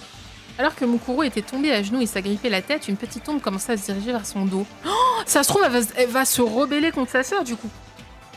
L'animal en peluche qui avait été sous son pied, Monokuma. Il avait sorti ses griffes et il ne marchait plus avec son dandinement habituel. Au lieu de cela, il se déplaçait comme une bête traquant silencieusement sa proie, en s'avançant lentement dans l'angle mort de sa cible. Alors qu'il se rapprochait de Mukuro, Monokuma leva ses griffes aiguisées comme des rasoirs, s'accroupit sur ses hanches et se jeta soudainement sur l'arrière de sa nuque. Cependant, juste avant que ses griffes n'atteignent Mukuro, qui était comme paralysé, une ombre sombre s'intercala et écarta ses griffes d'un seul geste. Bon sang, qu'est-ce que tu essayes de faire? Oh, Sakura! Bon sang, qu'est-ce que tu essayes de faire? Sakura Ogami, la combattante ultime, venait de prévenir une nouvelle tragédie. Elle se tenait devant Monokuma et s'adressait à lui d'une voix tonitruante. Non seulement tu viens d'essayer de tuer Junko pour avoir violé le règlement, mais tu as même attaqué Makoto qui n'avait rien à voir avec cela. Si tu prévois continuer d'agir aussi sauvagement, il n'y a aucune raison pour que nous jouions ton jeu. Il y a une erreur là? C'est pas Sakura? Comment ça, il y a une erreur? Hein? Combattante ultime. Ah oui, pardon! Combattante ultime, oui. Byakuya Togami, l'héritier ultime, fit un sourire condescendant à Sakura. Imbécile. On pourrait dire que tu viens d'enfreindre le règlement pour tes actes insensés. Il avait l'air de ne sincèrement pas s'inquiéter du fait que ses camarades vivent ou meurent. Eh bien, on n'a fait que dévier l'attaque du directeur, donc je ne pense pas que cela compte vraiment comme un acte de violence. Ah oui, non, c'est Céleste, mais attends, mais prévenez quand c'est les gens qui parlent, sinon je fais des voix bizarres. Céleste semblait aussi impassif que Byakuya en le sermonnant. Cependant, les railleries entre ceux-ci furent suffisantes pour pousser les élèves abasourdis à agir. Makoto! Sayaka fut la première à se précipiter vers Makoto qui gisait en saignant de l'estomac. Mais Monokuma l'arrêta, criant d'un ton qui semblait complètement hors de son personnage. Fais attention, t'approches pas trop de ces deux-là! Hein? Choqué par le ton désespéré de Monokuma, Sayaka et les autres arrêtèrent de s'avancer presque instinctivement. Je suis hypé de fou. Je suis hypé de fou. C'est encore plus intéressant. Dangan 0, tu vois, c'était long. C'était long, à un moment, c'était chiant. Il y avait que la fin qui valait le détour. Sinon, le reste, Osef. Mais là, c'est trop bien. Les élèves se regardèrent. À la place de sa démarche joyeuse habituelle, Monokuma marchait vers eux avec des pas délibérés et méthodiques. Puis il sortit quelque chose qui prit tout le monde, y compris Mukuro au dépourvu. Je suis sûre que vous êtes perturbés par cette tournure soudaine des événements, mais je veux que vous travailliez ensemble. What? Non, en fait, dans l'histoire de base, Mukuro est censé... Mukuro est morte en première, parce que le plan, c'était qu'elle se rebelle contre Monokuma pour qu'il puisse montrer les deux, avec Junko, les conséquences, en fait, de se rebeller contre lui. Sauf que dans le scénario originel, Mukuro s'est fait empaler avec des lances par Junko, ce qui n'était pas prévu. Et ensuite, Sayaka est morte. Attends, quoi? C'est Sayaka d'abord? Attends. C'est vrai? J'ai confondu? Ah, attends, tu soulèves un point. Oui, vous avez raison. Oui, pardon. Non, mais c'est moi. Je suis désolée. J'ai confondu. Je crois que c'était Junko et après Sayaka. Je suis con. Bah oui, du coup, il n'y a pas eu... Oui, pardon, excusez-moi. Oui, Mukuro qui gueule car il veut pas faire les procès. Oui, pardon, excusez-moi. My bad. Je suis désolée. Du coup, effectivement, Sayaka est toujours là parce que vu que Makoto était dans le what if là, il était inconscient et s'est retrouvé à l'infirmerie, il n'y a pas eu la scène où les deux se parlent et changent de chambre. Et du coup, il n'y a pas eu la tentative. Je pense que Sayaka, elle s'est dit, vu que j'ai pas parlé à Makoto, je vais peut-être pas faire quelque chose, et du coup, elle est toujours là. Donc il n'y a pas de meurtre. Et c'est notamment pour ça que là, dans ce what if, il y a une convocation et que Monokuma, il est en mode buter des gens, en fait. On n'a pas eu 11-037, c'est ça. Alors que Mukuro tournait lentement sa tête vers Monokuma, celui-ci pointa vers elle et cria « Mukuro et Kusaba et son complice, Makoto Naegi sont les terroristes qui vous ont tous enfermés dans l'académie !» Oh le culot! Le temps s'arrête à nouveau pour Mukuro. Oh la connasse! Ah. Mais cette fois-ci, elle n'était pas la seule affectée, tout le monde semblait figé par le choc. Oh la connasse! Du coup, elle a dit « T'as voulu te rebeller, mange-toi ça dans la gueule. » Aïe aïe aïe. Après quelques secondes de silence, Aoi Asaina, la nageuse ultime, parla à la première. Oh Aoi, ça date. Tu plaisantes, n'est-ce pas? Je veux dire, Makoto serait un terroriste, c'est impossible. Et qui est Mukuro, d'ailleurs? Enfin, c'est Junko. Monokuma commençait à expliquer lentement à Aoi. La vraie Junko doit être emprisonnée quelque part dans cette école. Dans le pire des cas, elle a peut-être déjà été tuée. Mukuro a dû se renseigner pour savoir de laquelle d'entre vous il serait le plus facile d'usurper l'identité et se cacher parmi vous en prétendant être cette personne. Elle voulait probablement s'assurer que la tuerie se déroule sans accroc. Tout à coup, les mains et les pieds de Monokuma commencèrent à se secouer bizarrement alors qu'il regardait les autres élèves et il se présenta. Je suis Beshiki Madalai, le hacker ultime. Attends. Il était dans Dangan Zero, lui?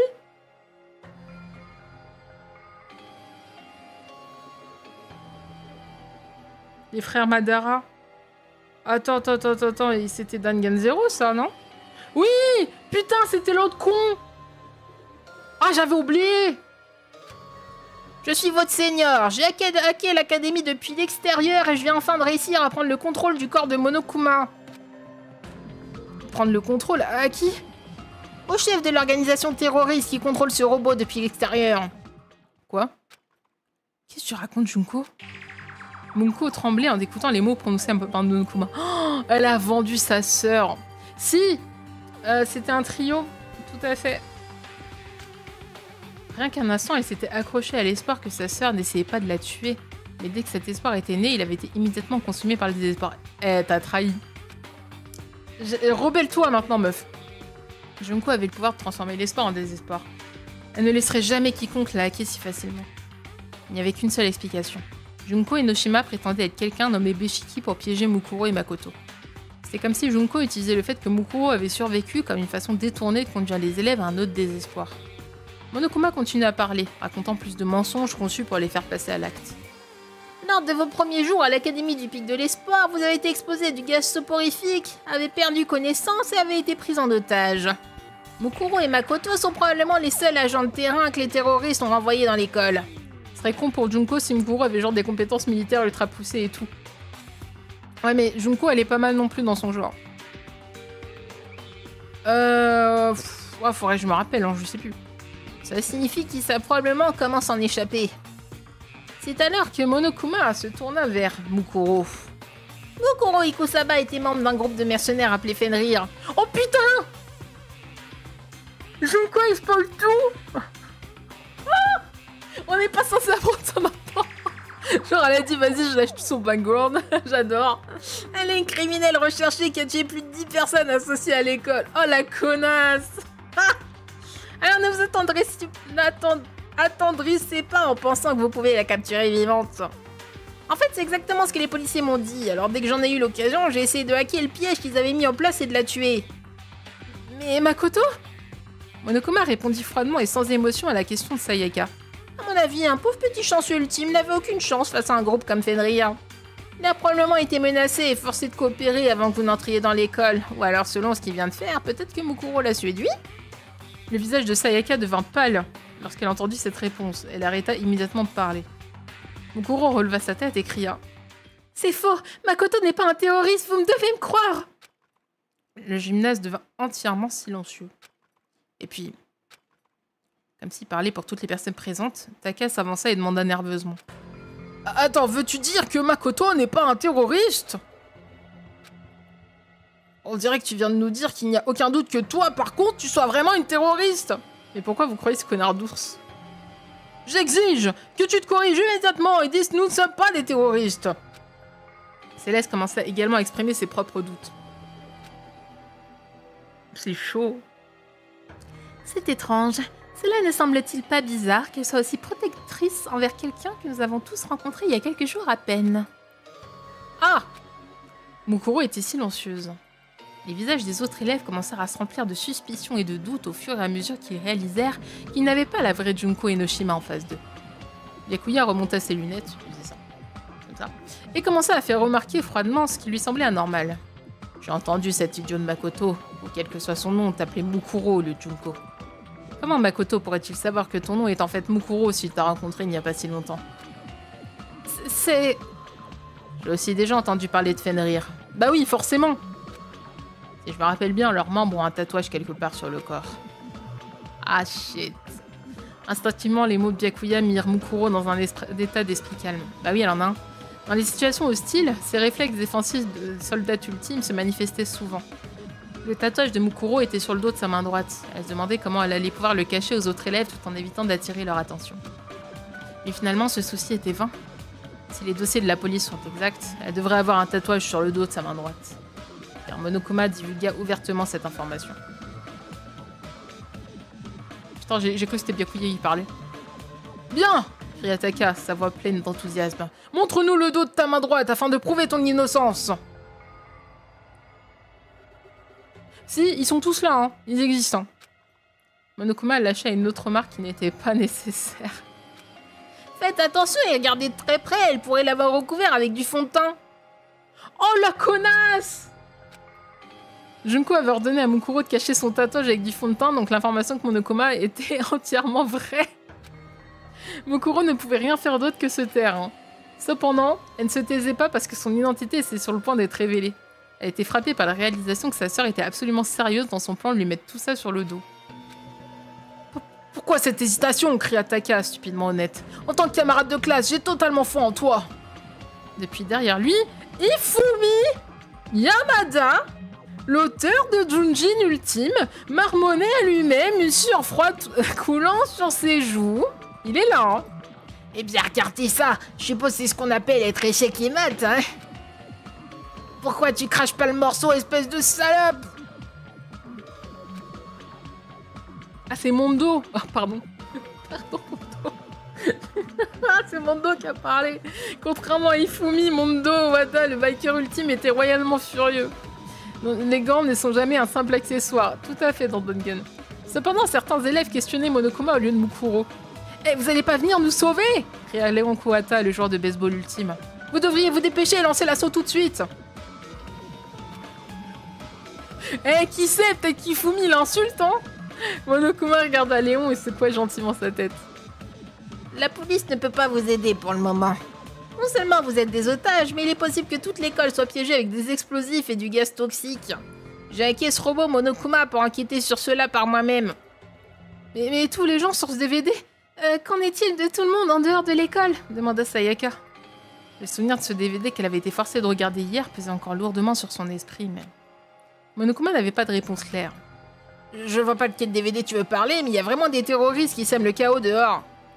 Les forces de maintien de l'ordre du monde entier essayent de régler ce problème sans résultat. C'est impossible! Sayaka frissonna et tomba à genoux. Sayaka? Ah, pardon! Mais bah oui, mais prévenez quand c'est des gens! Chihiro! Sayaka! À côté d'elle, Chihiro, la programmeuse ultime, ne savait pas vraiment quoi faire. Ah, si Telu n'avait pas commis de meurtre! Aïe, aïe, aïe! Deux autres filles se tenaient silencieusement derrière elle. La première était Toko. Pourquoi elle est là? L'écrivaine ultime. Elle semblait tout faire pour ne pas regarder Makoto qui saignait. Alors techniquement, si. L'autre était une fille calme nommée Kyoko, ma vie, qui n'avait pas beaucoup parlé d'elle. Au contraire de Toko, Kyoko regardait tout avec attention comme si elle étudiait une scène de crime. Des cycles respiratoires de Makoto au moindre changement d'expression sur le visage de Mukuro, rien n'échappait à son intention. Tout à coup, Toko commença à parler nerveusement à Sakura. De toute façon, disons que cette Mukuro, ou peu importe son nom, est une terroriste. Dépêche-toi, et pas la mort ou quelque chose comme ça. On ne sait pas encore cela, dit Sakura. Mes points ne font pas la justice en se basant sur de simples spéculations. Sakura essaya de s'approcher de Makoto, mais c'est la GOAT! Mais c'est la GOAT! Même dans What If, c'est la GOAT! Essaya de s'approcher de Makoto pour inspecter ses blessures, mais Monokuma lui coupa la route en criant « Ne te rapproche pas plus !» Mais c'est la GOAT. Cela voulait dire que Mukuro était la seule à pouvoir s'approcher de Makoto. Elle avait mis fin à tant de vie sur le champ de bataille, elle le savait par expérience. Si elle ne soignait pas les blessures de Makoto, il mourrait. Ses blessures n'étaient pas fatales dans l'immédiat, mais s'il continuait à perdre du sang, il finirait par tomber en état de choc et mourir peu après. S'il vous plaît, il faut que vous commenciez par soigner Makoto. Absolument pas, dit Byakuya interrompant sèchement Mukuro. T'attacher à examiner le dos de ta main droite, t'attacher à examiner le dos de ta main droite est notre première priorité. Makoto est en danger! n'est pas le moment pour cela, dit Aoi en jetant un coup d'œil inquiet à Makoto. Elle peinait encore à comprendre la situation et n'avait toujours pas décidé si Makoto était suspect ou non. Byakuya était sur le point de rétorquer, mais les actes de Mukuro le figèrent avant qu'il n'ait pu le faire. Elle prit une grande inspiration et... Mukuro retira la perruque blonde de sa tête. Oh! À l'endroit où se trouvaient 2 longues queues de cheval blondes juste un moment plus tôt, il y avait maintenant de courts cheveux noirs. Elle effaça toute émotion de son visage et quand elle parla, sa voix résonna à travers le gymnase. Je ne suis pas Junko Enoshima. Mon nom est Mukuro Ikusaba. Les élèves écarquillèrent les yeux en entendant cette confession ouverte. Tout ce qu'elle avait fait était retirer sa perruque et effacer ses émotions. Et en faisant cela, la personne que les élèves avaient reconnue comme étant Junko disparut devant eux. La terroriste, qui avait pris sa place, continua stoïquement à parler d'une voix calme. Elle lâche un vos gueules et aidez-le en enlevant sa perruque. J'ai aidé à tous vous enfermer dans cette académie. Le moment de la confession sur une falaise au bord de la... Ah pardon. Le moment de la confession sur une falaise au bord de la mer est enfin arrivé, lâcha Ifumi. Quoi? Les perruques sont interdites par le règlement de l'école. Au début, je croyais que c'était Toko qui parlait. Junko! Enfin, Mukuro! Cria Taka. Comme s'ils avaient été réveillés par leur cri d'excitation, les autres élèves commencèrent à vociférer entre eux. Hein? Dit Yasuhiro. Donc les blessures de Makoto sont genre réelles? Mais lui, il est à l'ouest. Mais à un moment, réveille-toi, bro. Est-ce que ça veut dire que toute cette histoire terroriste ou quoi que ce soit est aussi vraie? Donc tout ce qui s'est passé ces derniers jours n'était pas un tas d'événements mis en scène? Alors que Yasuhiro commençait enfin à réaliser la situation, tout ce que Léon put lui dire fut « Ferme-la, putain !»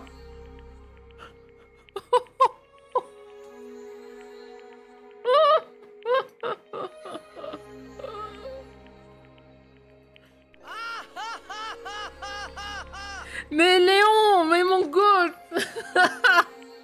Byakuya resta simplement calme et s'adressa avec condescendance à Mukuro. Qu'est-ce que votre groupe veut? Si vous vouliez de l'argent, vous auriez déjà essayé de négocier avec moi. Bien évidemment, je préfère les laisser mourir que céder à vos demandes de rançon. Mais va te faire foutre! Mais Byakuya du passé, de l'époque, là, va te faire! Notre but est de remplir le monde de désespoir. Byakuya se moqua de cette notion et recommença à parler. Je vois. Monokuma a dit quelque chose de similaire, donc cette idéologie est ce qui alimente vos théories. Quelle intelligence! J'en suis sans voix. C'est vrai, si vous me faisiez quoi que ce soit, vous rempliriez certainement le monde de désespoir. Ça va les chevilles? Mais évidemment, cela vous serait impossible. Aoi n'arrivait pas à croire ce que disait Byakuya et marmonna en fronçant les sourcils. À quel point peux-tu être égocentrique? Après avoir confirmé que Byakuya n'avait plus de questions pour elle, Mukuro regarda Makoto dont la respiration s'était ralentie et laissa un peu d'émotion transparaître dans sa voix. Mais Makoto n'a rien à voir avec cela. Vous ne devez pas croire ce que dit Monokuma. Qu'est-ce que t'as dit, salope? Cria Mondo. Je me lâche ici. Je vois pas de quoi tu parles. T'es une terroriste comme l'a dit Monokuma. Mukuro détourna le regard et continua à parler. C'est vrai, mais Makoto n'est pas du tout impliquée. Céleste balaya froidement cette objection. Je ne pense pas que le protéger te fera le moindre bien. Après tout, on a tous entendu Makoto t'appeler par ton vrai nom. C'est... Elle ne trouvait pas de mots. Il n'y avait rien qu'elle puisse dire pour protéger Makoto. Bien que Makoto soit vraiment innocent. Bien que Mukuro était la soldate ultime, ses capacités se limitaient largement à combattre. Même un lycéen normal pouvait faire mieux qu'elle lorsqu'il s'agissait de débattre ou de négocier. Oui, parce qu'il suffisait juste de dire la vérité. Hein, mais... Ah ouais, il y a une animation, mais c'est trop bien! Si elle avait été la négociatrice ultime, elle aurait pu les convaincre que leurs souvenirs avaient été vraiment effacés. Mais dans cette situation, si elle essayait d'aborder ce sujet, il les verrait comme une excuse désespérée. Même Mukuro savait cela. Mais même si elle ne savait pas quoi dire, elle savait quand même quoi faire. Maintenant, il faut commencer par soigner Makoto. Et elle commença à marcher vers Makoto comme si rien ne s'était passé. Cela parut aux autres comme si Mukuro avait décidé de changer brusquement de sujet. Ah ouais, trop stylé, j'adore. Attends, nous allons immédiatement amener Makoto se faire soigner à l'infirmerie. Cependant, nous devons t'attacher. Ah, c'était Sakura, d'accord. C'était la demande honnête de Sakura. Mais il n'était pas question que Mukuro l'accepte. Il n'y avait aucun moyen de savoir ce que Monokuma ferait à Makoto si on en était séparés. Et entre le tempérament colérique de Mondo et le cœur de pierre de Byakuya, il était facile d'imaginer que Makoto puisse souffrir de nouvelles blessures sous prétexte d'une interrogation. De plus, Mokuro savait qu'elle était la seule parmi les élèves à avoir de l'expérience dans le traitement des blessures grâce à sa période avec Fenrir. Après avoir réfléchi à cela, elle plissa les yeux et se tut. Elle s'était décidée. Elle était déterminée à se battre pour sortir d'ici et s'enfuir avec Makoto. « Je m'excuse, mais j'ai besoin que tu t'endormes maintenant. » En disant cela, Sakura s'était instantanément déplacée derrière Mokuro. Oh putain, je confonds les voix! Elle était entièrement dans son angle mort. Une personne ordinaire aurait pensé que Sakura avait soudainement disparu. Après avoir bougé plus vite que n'importe qui pouvait percevoir, les mains tout aussi rapides de Sakura lancèrent une frappe en direction de la nuque de Mokuro. Cependant... Désolée Sakura, mais il faut que je sorte d'ici. Mokuro para le poing de Sakura avec un coup de pied retourné fouetté. Oh! Sa contre-attaque inattendue fit lever un sourcil à Sakura. Mokuro essaya d'utiliser l'élan de son coup de pied pour balayer Sakura. Cependant, Sakura esquiva et riposta instinctivement contre le pied de pivot de Mokuro. Mais Mokuro fut plus rapide et sauta, envoyant un coup de pied tornade sur le menton de Sakura. Sakura le dévia d'un bras, puis les deux combattantes sautèrent en arrière, se fixèrent et chargèrent simultanément.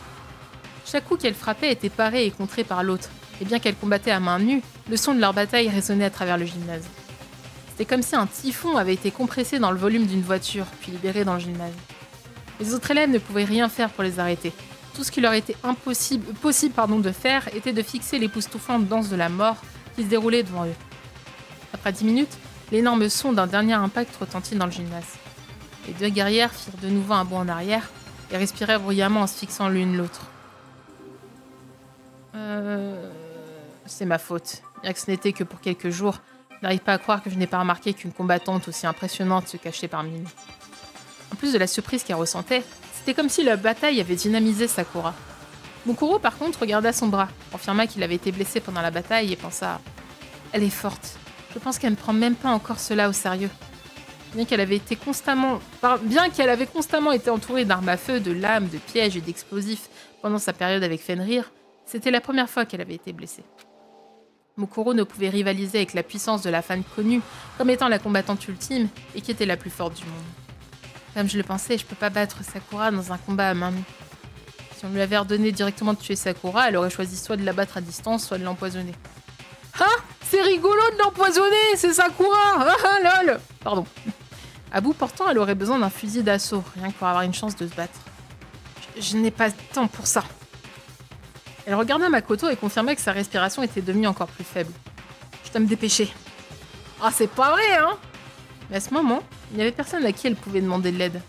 Tout à coup, Mokuro eut une idée. Il était vrai que trouver un allié dans cette situation était impossible. Cependant, elle pouvait toujours faire d'une personne l'ennemi de son ennemi. Mokuro prit une grande respiration avant de foncer sur Sakura. Puis elle feinta immédiatement et chargea sur une autre fille. Toko!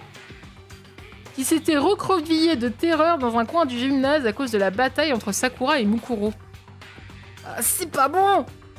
Sakura fut prise au dépourvu et essaya de lui courir après, mais Mokuro avait un pas d'avance et atteignit Toko la première. Mais pourquoi moi? Désolée. Attends, une argo-bouglou? Argo-bouglou? Attends, Mokuro cogna le plexus solaire de Toko et elle tomba dans ses bras. Taka et Aoi crièrent choqués. Ah oui, mais attends, ça va battre le moment de show la génocidaire du coup? C'est pas bon, on va essayer de l'utiliser comme otage. Toko! À l'opposé du choc sur leur visage, Byakuya ricana simplement. S'en bat les couilles. Et remarqua froidement. Idiote, tu penses vraiment que nous saucierons que tu prennes quelqu'un que nous avons rencontré il y a quelques jours en otage? Mokuro jeta simplement un coup d'œil à Byakuya et répondit « Tu ne l'as pas rencontré il y a quelques jours. » Allez, c'est parti, on a tout le scénario en un chapitre. Qu'est-ce que tu dis? Tu l'as rencontré il y a 2 ans.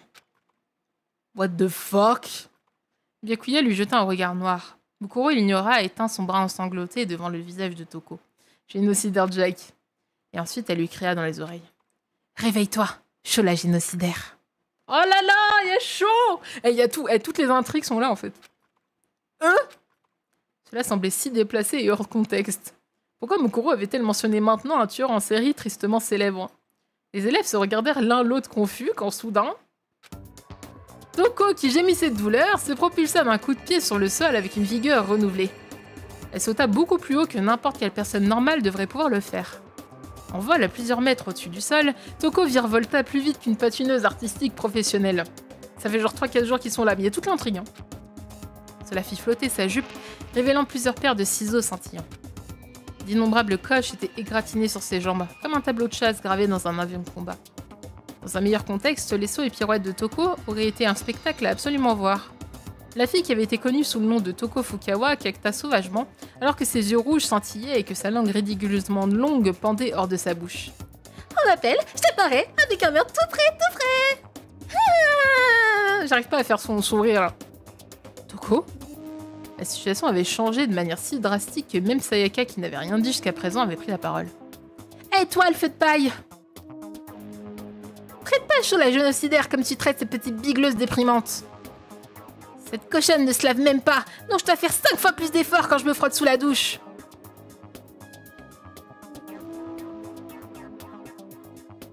C'est bien, on apprend des détails. Donc c'est pour ça qu'en fait Toko ne pue pas tant que ça, c'est qu'en fait il y a Sho qui prend le relais. Makoto est toujours en train de crever, les gens! Hein? Le changement de personnalité soudain de Toko causa une grande clameur parmi les élèves. Ça fait crier à Léon, ça veut dire quoi ça? Monokuma secoua simplement sa tête. Ah mais attends, je viens de penser à un truc.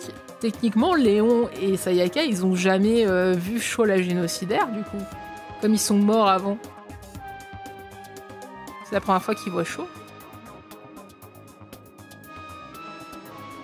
Ah, le Jonge Fly. Et oui, en septembre. Parce qu'il y a 2 ans, je pense pas que Toko montrait sa personnalité de Sho. À moins que quoique. Peut-être à l'école, elle montrait à l'époque avant. Mais si ça se trouve, elle l'a jamais montré. Ça a dû arriver, mais pour moi, elle l'a pas montré. Et Shiro non plus, c'est vrai. Pour moi, elle a pas dû montrer, elle a dû le cacher. Donc c'est la première fois qu'il voit littéralement Sho. Il y a des choses que même moi je comprends pas. Non mais personne comprend. Les élèves continuèrent de paniquer face à cette étrange tournure des événements. Toko, qui se présentait maintenant comme Sho la génocidaire, sortit une paire de ciseaux de sa jupe et les ouvrit et les ferma avec allégresse en parcourant le gymnase du regard. Hein? Ça fait un moment que j'ai pas pu me dégourdir les jambes. Du coup, vous voulez faire quoi dans le gymnase pendant que je faisais une sieste? Une orgie? Eh non mais... Sho, tu m'as pas manqué! Oh, pas possible ça! Je comprends. Vous voulez que je découpe vos habits? Comme ça, vous pourrez vous sentir encore plus coquin. Non mais qu'est-ce que je suis en train de lire là? On dirait Akane avec son « Utilise ton engin électrique ». Comme si... Pourquoi je ferais ça pour des idiots comme vous? Mes ciseaux sont uniquement destinés à découper la chair tendre et souple d'adorables garçons. Sho la génocidaire faisait du grabuge, mais quand elle vit Makoto couchée par terre, elle inclina de nouveau la tête. Hein? Big Mac, tu es genre complètement en train de mourir. Putain! Autant Sho m'insupporte, c'est ça, Arkia. Mais autant c'est la seule qui remarque que Makoto est en train de crever. Bravo! Bravo Sho. Il se passe quoi? Est-ce que le monde vous a tellement rempli de désespoir que vous êtes tous venus ici pour faire un suicide collectif? C'est tellement excitant, mais pourquoi vous commencez sans moi? Toko! Ah oui, cria Aoi, reprends-toi! Sho la génocidaire ignora Aoi et laissa libre cours à ses émotions, et elle sautait et dansait d'excitation en tenant ses ciseaux. Purée, je voulais poignarder le flanc de Big Mac moi-même, exactement à cet endroit où on voit déjà un peu les côtes. Il crie même pas par contre, qu'est-ce que ça veut dire? Bah, peut-être que je peux m'habituer à ce sentiment d'aliénation à la place. Je comprends absolument plus ce qui se passe, cria Yasuhiro. Tout est de la faute des aliens. Yasuhiro enfit sa tête dans ses bras, mais personne ne portait attention à lui. C'est con à dire, mais il sert à rien. L'attention des élèves était entièrement focalisée sur Sho la génocidaire. Utilisant cela à son avantage, Mukuro commença à se glisser en direction de Makoto. Au moment où elle le souleva prudemment, elle put confirmer que sa température corporelle commençait à baisser. Je peux encore arriver à temps. Mukuro courut vers les portes du gymnase et bien qu'elle portait une autre personne, elle parvint à réduire le bruit de ses pas. Hiro, tu sers à rien, non mais c'est ça. Au moment où les élèves entendirent Mukuro ouvrir la porte, il était déjà trop tard. Elle avait réussi à s'échapper du gymnase avec Makoto. Cependant, tout le monde n'ignorait pas ce que Mukuro était en train de faire. Monokuma avait vu ses mouvements du coin de l'œil, mais avait choisi de ne rien dire aux élèves. Et une autre personne, Kyoko Kirigiri. Elle avait vu Mukuro emmener Makoto, mais n'avait pas prévenu les autres et les avait regardés partir en silence. Alors que tout le monde luttait avec ses propres émotions et spéculations, l'Académie du Pic de l'Espoir commençait à se diriger vers un chaos d'un genre complètement différent. Il y a combien de chapitres, par contre, là? Poser un marque-page. Ok. Combien il y a de chapitres en tout? Avec Makoto sur... Il y en a 5. Ah ouais? Avec Makoto sur son dos, Mukuro prit plusieurs trophées dans le hall d'entrée du gymnase et après être passée par la porte donnant sur le couloir, elle coinça les trophées entre les poignets. Quoique Sakura pouvait facilement briser ses verrous improvisés, il devrait faire gagner quelques secondes supplémentaires à Mukuro. Puis Mukuro commença à courir à l'infirmerie, l'endroit où elle avait parlé à Makoto la dernière fois. Tout le nécessaire pour donner les premiers secours pouvait être trouvé là-bas. Sa petite sœur était son ennemie. Ses compagnons élèves ultimes étaient ses ennemis. Son seul allié était maintenant Makoto, qui était sur le point de mourir. Mukuro savait que même elle n'était pas son propre allié. Parmi tout ce chaos, parmi la trahison de sa sœur et la mort qui l'avait effleurée, elle était sûre. Ah, il y a un épilogue, d'accord. Elle était sûre d'être la seule personne qui comprenait vraiment sa petite sœur. C'était pourquoi elle ressentait un besoin de la protéger. C'est vrai, tu n'as rien fait de mal, Junko. Tu voulais juste ressentir du désespoir, pas vrai? Tu n'as rien fait de mal!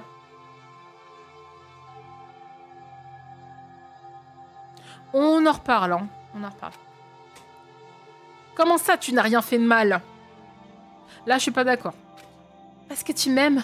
C'est pour ça que tu voulais me tuer. Tu sais juste de ressentir du désespoir, pas vrai? Je suis désolée d'avoir échoué à t'apporter du désespoir. Mais cette fille... Autant j'avais de la peine pour toi, hein, parce que j'étais en mode, elle va croire que... Enfin, elle va enfin comprendre que Junko n'a rien à foutre. Et elle va peut-être tilter qu'il est peut-être temps de se rebeller. Mais non, elle dit, je suis désolée, t'as pas ressenti du désespoir. Mais qui est cette fille? Mais en même temps, elle se demandait, et si elle sauvait Makoto et trahissait sa sœur en perturbant son plan? Oui, j'aurais préféré ça depuis le début, en fait. Est-ce que ça ne la remplirait pas d'un désespoir encore plus puissant? Attends, t'es en train de me dire que du coup, tu vas trahir son plan et sauver Makoto uniquement pour apporter du désespoir à ta sœur?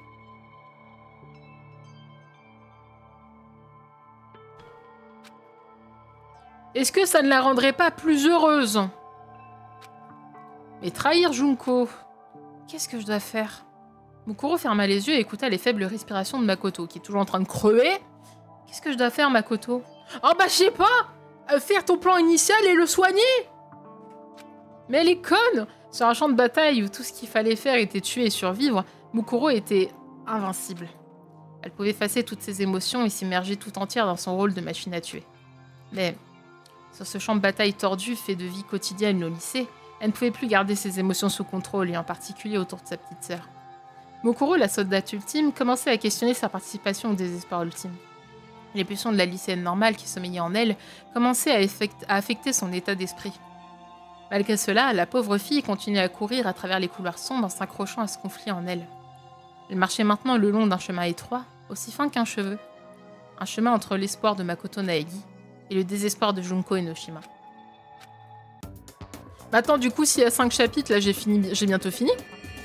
Pendant ce temps, tout le monde était dans le gymnase. Tout le monde dans le gymnase était dans un état de confusion la plus totale. Toko était célèbre pour être auteur prolifique. Le corps humain contient environ 5 litres de sang. On rappelle que in-game, ça fait presque 30-45 minutes en comptant le combat, que Makoto se vide son sang, et il doit pas lui en rester beaucoup.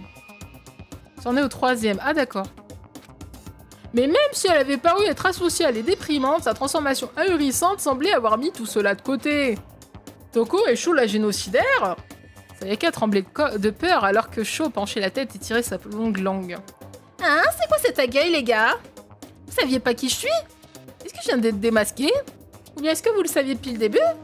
Et pourquoi est-ce que le samouraï renfrogné est habillé comme ça? Cette tenue lui va pas absolument pas. Le samouraï renfrogné en question était probablement Mukuro. Oh, je suis à la moitié. Ce qui voulait dire que Toko connaissait déjà Mukuro. Confrontés à cette choquante vérité, les élèves n'avaient aucune idée de quoi ils devaient commencer par parler. Tant de choses n'allaient manifestement pas à ce moment.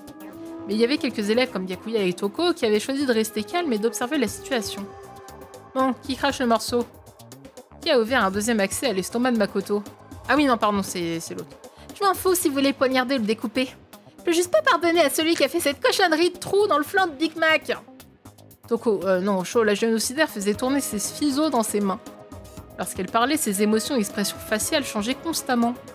Même sans la menace de ses ciseaux, elle dégageait une aura de danger qui rendait impossible de s'approcher d'elle. Une bavette de jeunes garçons comme celle de Makoshu... Une bavette de jeunes garçons comme celle de Makoshu est comme un oiseau bleu qui éclot d'un œuf doré.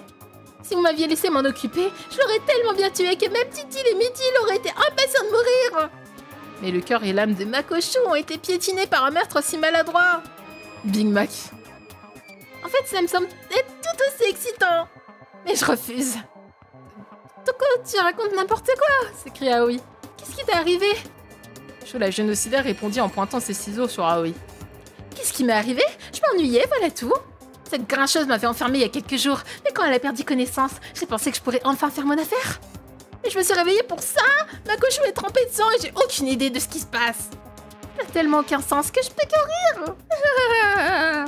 Comme personne n'arrivait à tirer une réponse claire de Sho, Ifumi fit une remarque timide. J'ai déjà eu affaire à ce genre de fille dans mes simulateurs de rencontres en 2D, mais là c'est incomparable, c'est comme s'il fallait faire un niveau de difficulté SSS pour la finir. J'arrive pas à croire que tu puisses penser qu'elle vaille la peine d'être finie, marmonna Léon. Il est clair que les choses n'avançaient pas. Et comme si elle répondait aux attentes de toutes les autres, Sakura la Goth fit un pas en avant. Elle subit peut-être les affres de la confusion. Tu devrais essayer de l'immobiliser pour le moment. Dès qu'elle entendit cela, Sho, la génocidaire, arrêta de bouger, tira sa langue de lézard et sourit méchamment. Oh, qu'est-ce qu'il y a? Tu veux vraiment te battre avec moi, ogre? Dommage, mes jolis ciseaux ne servent qu'à découper d'adorables garçons.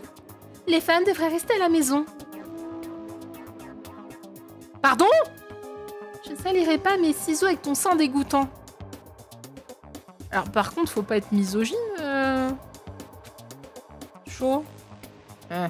Semblerait que mes mots soient inefficaces face à toi. Sakura se mit en posture de combat déterminée à immobiliser Sho, mais Sho savait qu'elle ne pouvait pas gagner en combat loyal, elle aurait pris une position bizarre.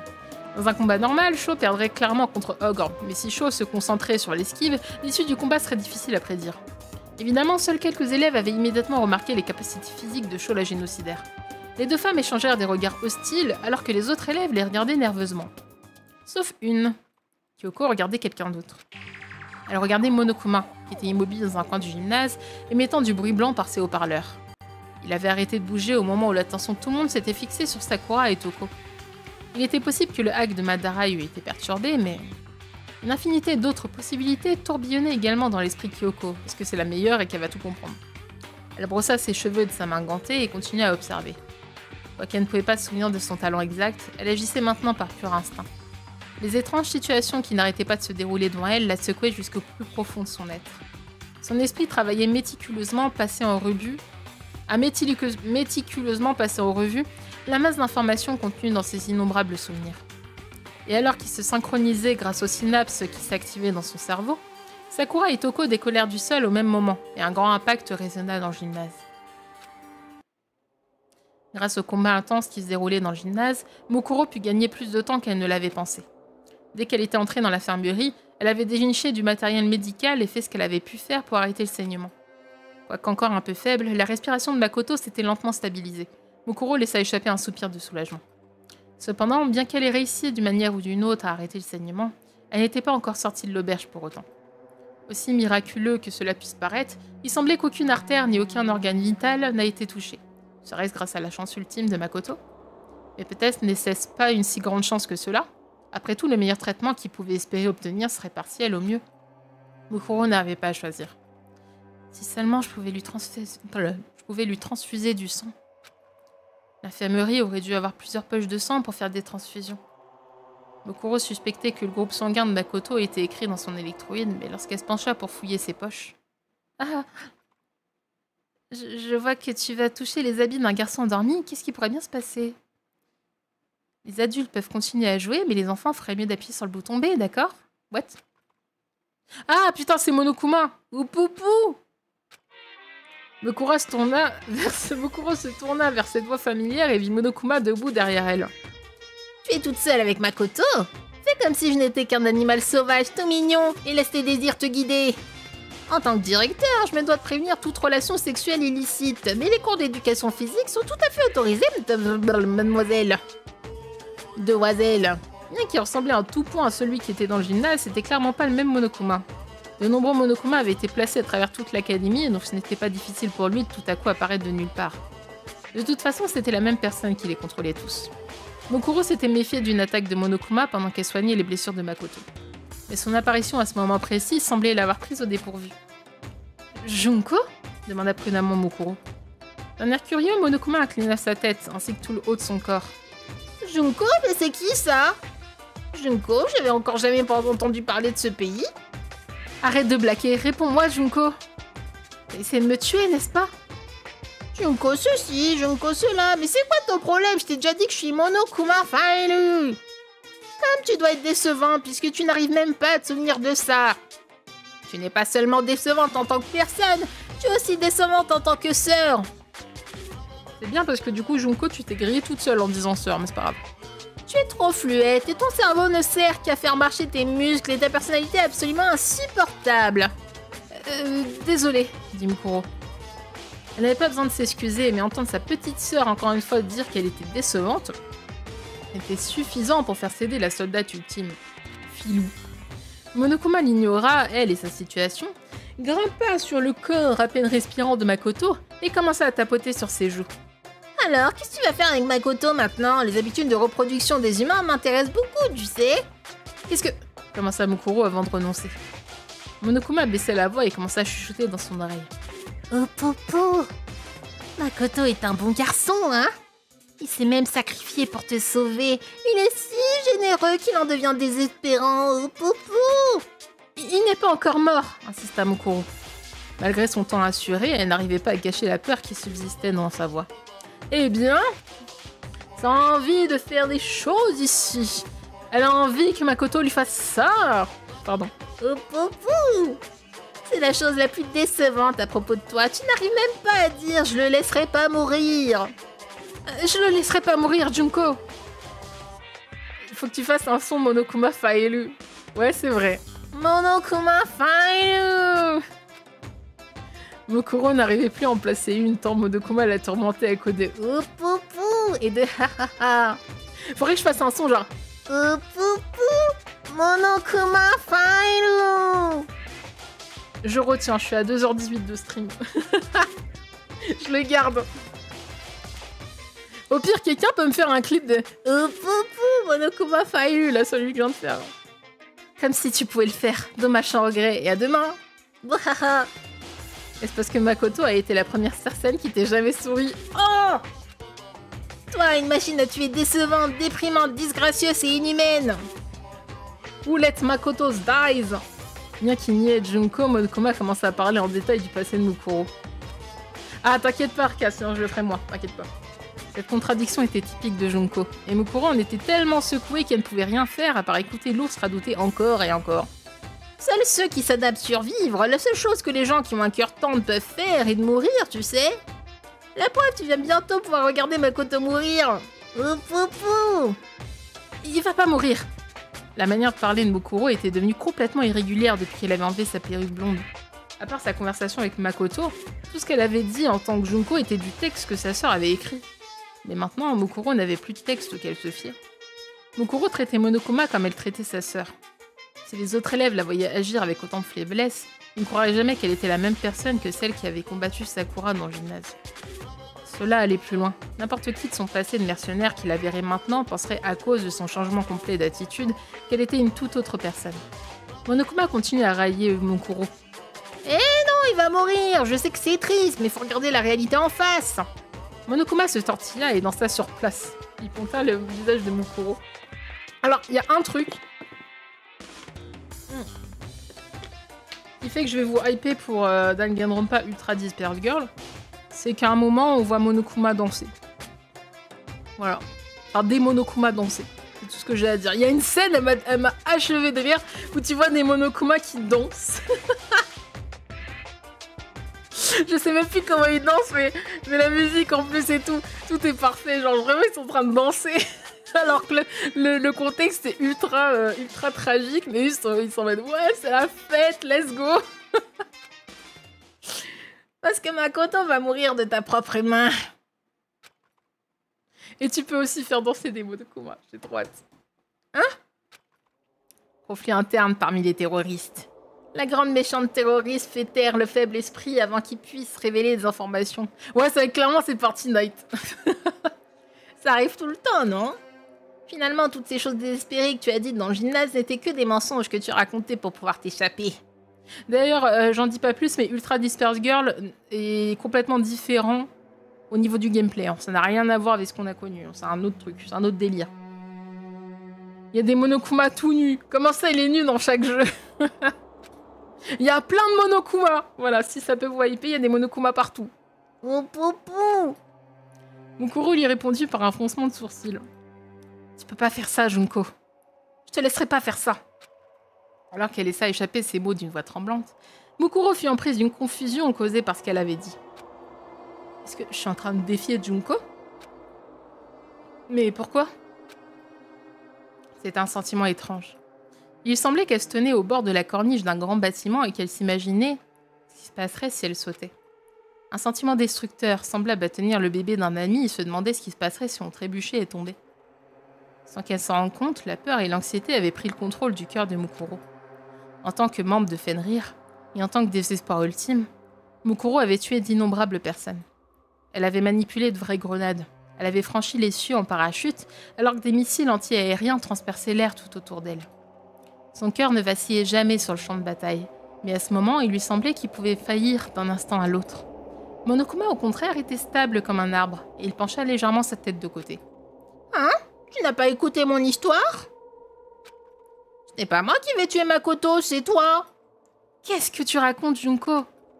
Monokuma commença à donner une explication étrange à Mukuro qui était très confuse. Est-ce que tu connais la vraie signification de l'effet pont suspendu? Si tu pousses la personne que tu aimes dans le vide depuis un pont suspendu, elle restera à toi pour toujours. Je n'ai jamais entendu ça.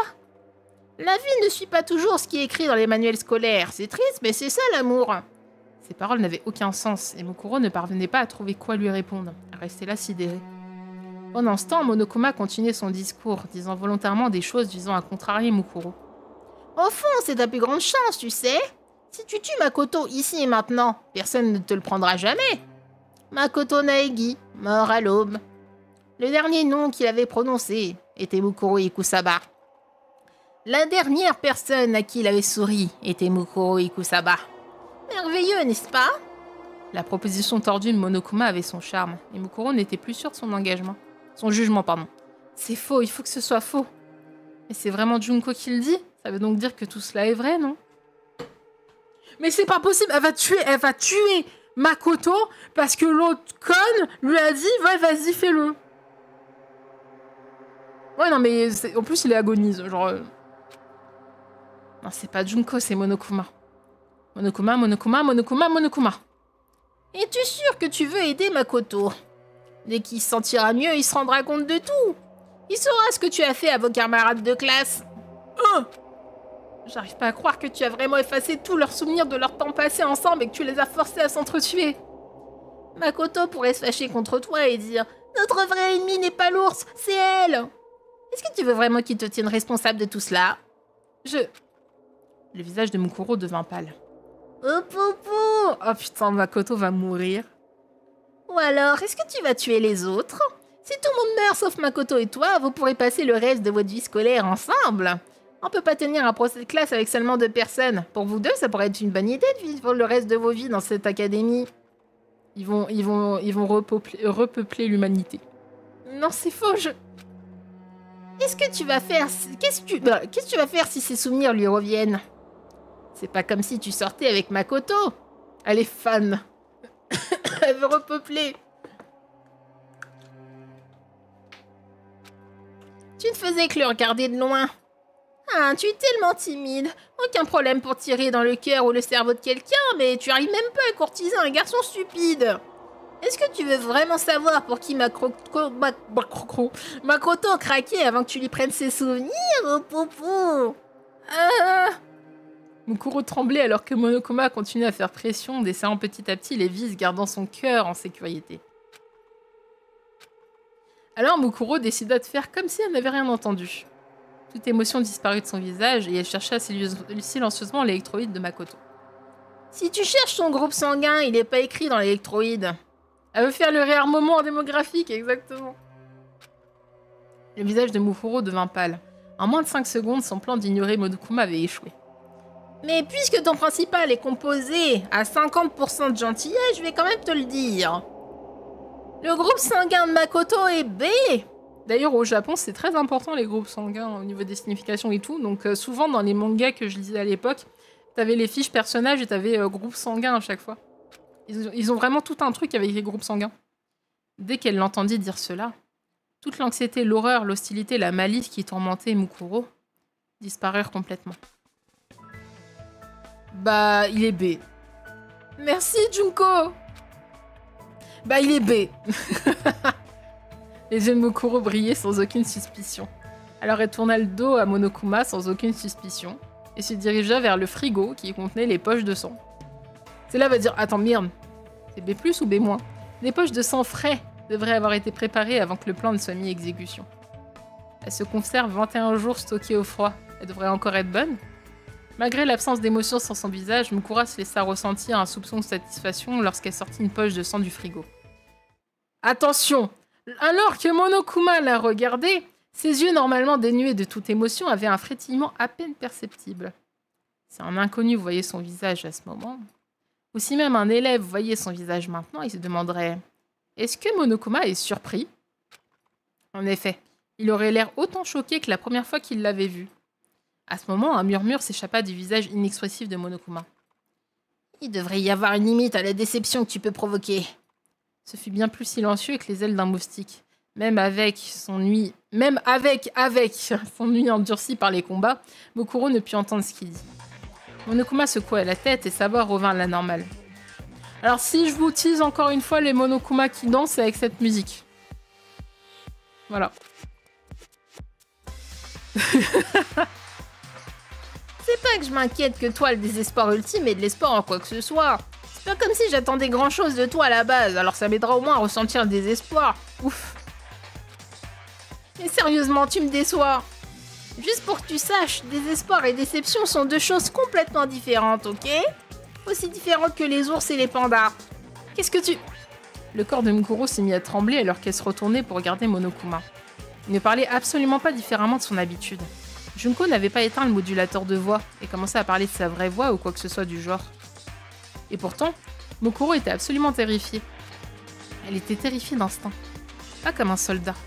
Une part de sa terreur était due à ses instincts de désespoir ultime. Quant au reste, c'était parce que... elle était la grande sœur de Junko. Même à travers Monokuma, ses instincts lui hurlaient que Junko était ennuyée d'elle. Junko ? Pourquoi es-tu ennuyée ? C'est parce que je t'ai trahi ? Ou parce que je suis pas morte comme tu le voulais ? Dédaigna Monokuma. Je suis bien plus qu'ennuyée. Je suis vraiment fâchée. Je suis vraiment déçue là tout de suite. Je suis tellement pétard que je pourrais dormir de rage là tout de suite. La colère de Monokuma n'avait en aucun cas l'air différente de sa colère habituelle envers les étudiants. Mais Mukuro pouvait sentir d'instinct une autre émotion mélangée avec.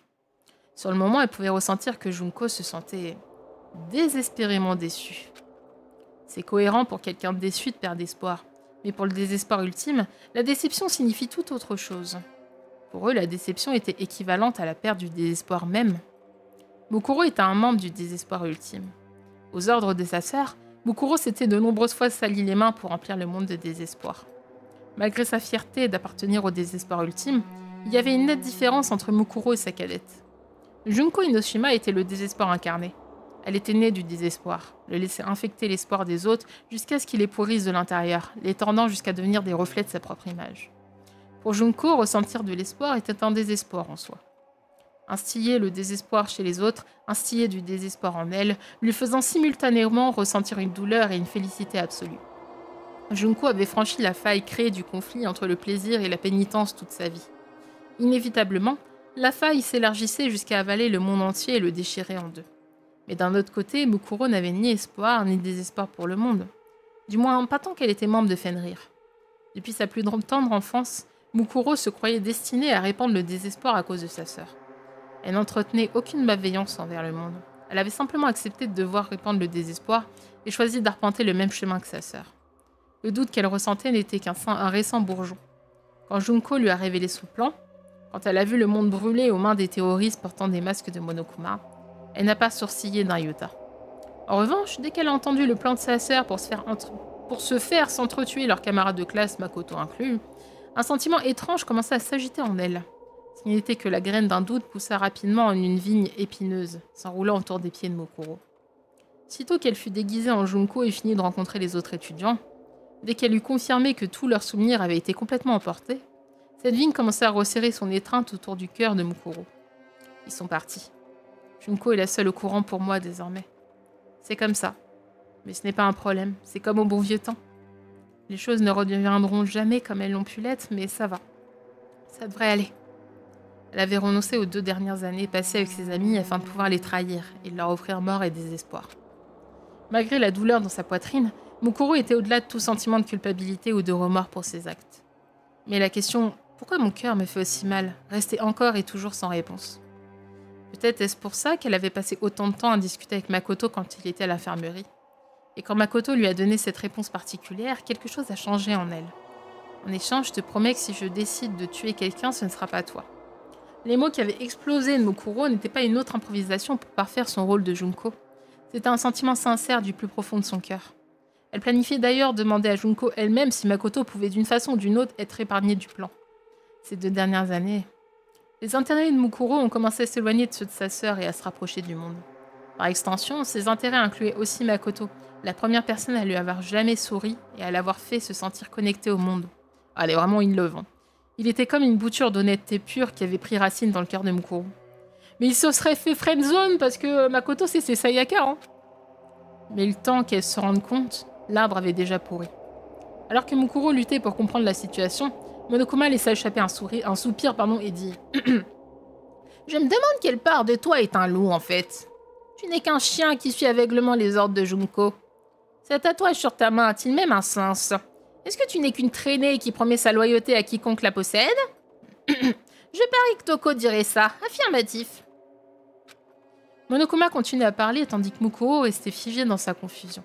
« Je mentais clairement quand j'ai dit que Makoto était du groupe B. »« Quoi ? T'as menti, Junko ?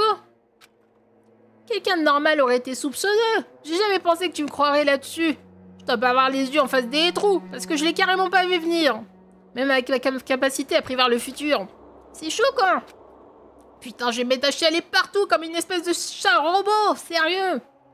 Ça va aller, Junko, dit Mukuro. Je sais que notre plan est plus ou moins tombé à plat, mais je suis toujours à tes côtés. Est-ce que tu te sens bien ? Parce que je ferais n'importe quoi. Clac. Un son brutal sortit de la bouche de Monokuma. Ce son était celui d'un de mes circuits qui a surchauffé. Ah bon ? Ça fait tellement longtemps que je me suis pas senti autant en colère. Retrouve-moi sur le toit de l'école, je vais t'exploser les dents de lait. Monokuma commença à boxer dans le vide devant Mukuro qui restait gelé sur place, serrant une poche de sang dans sa main.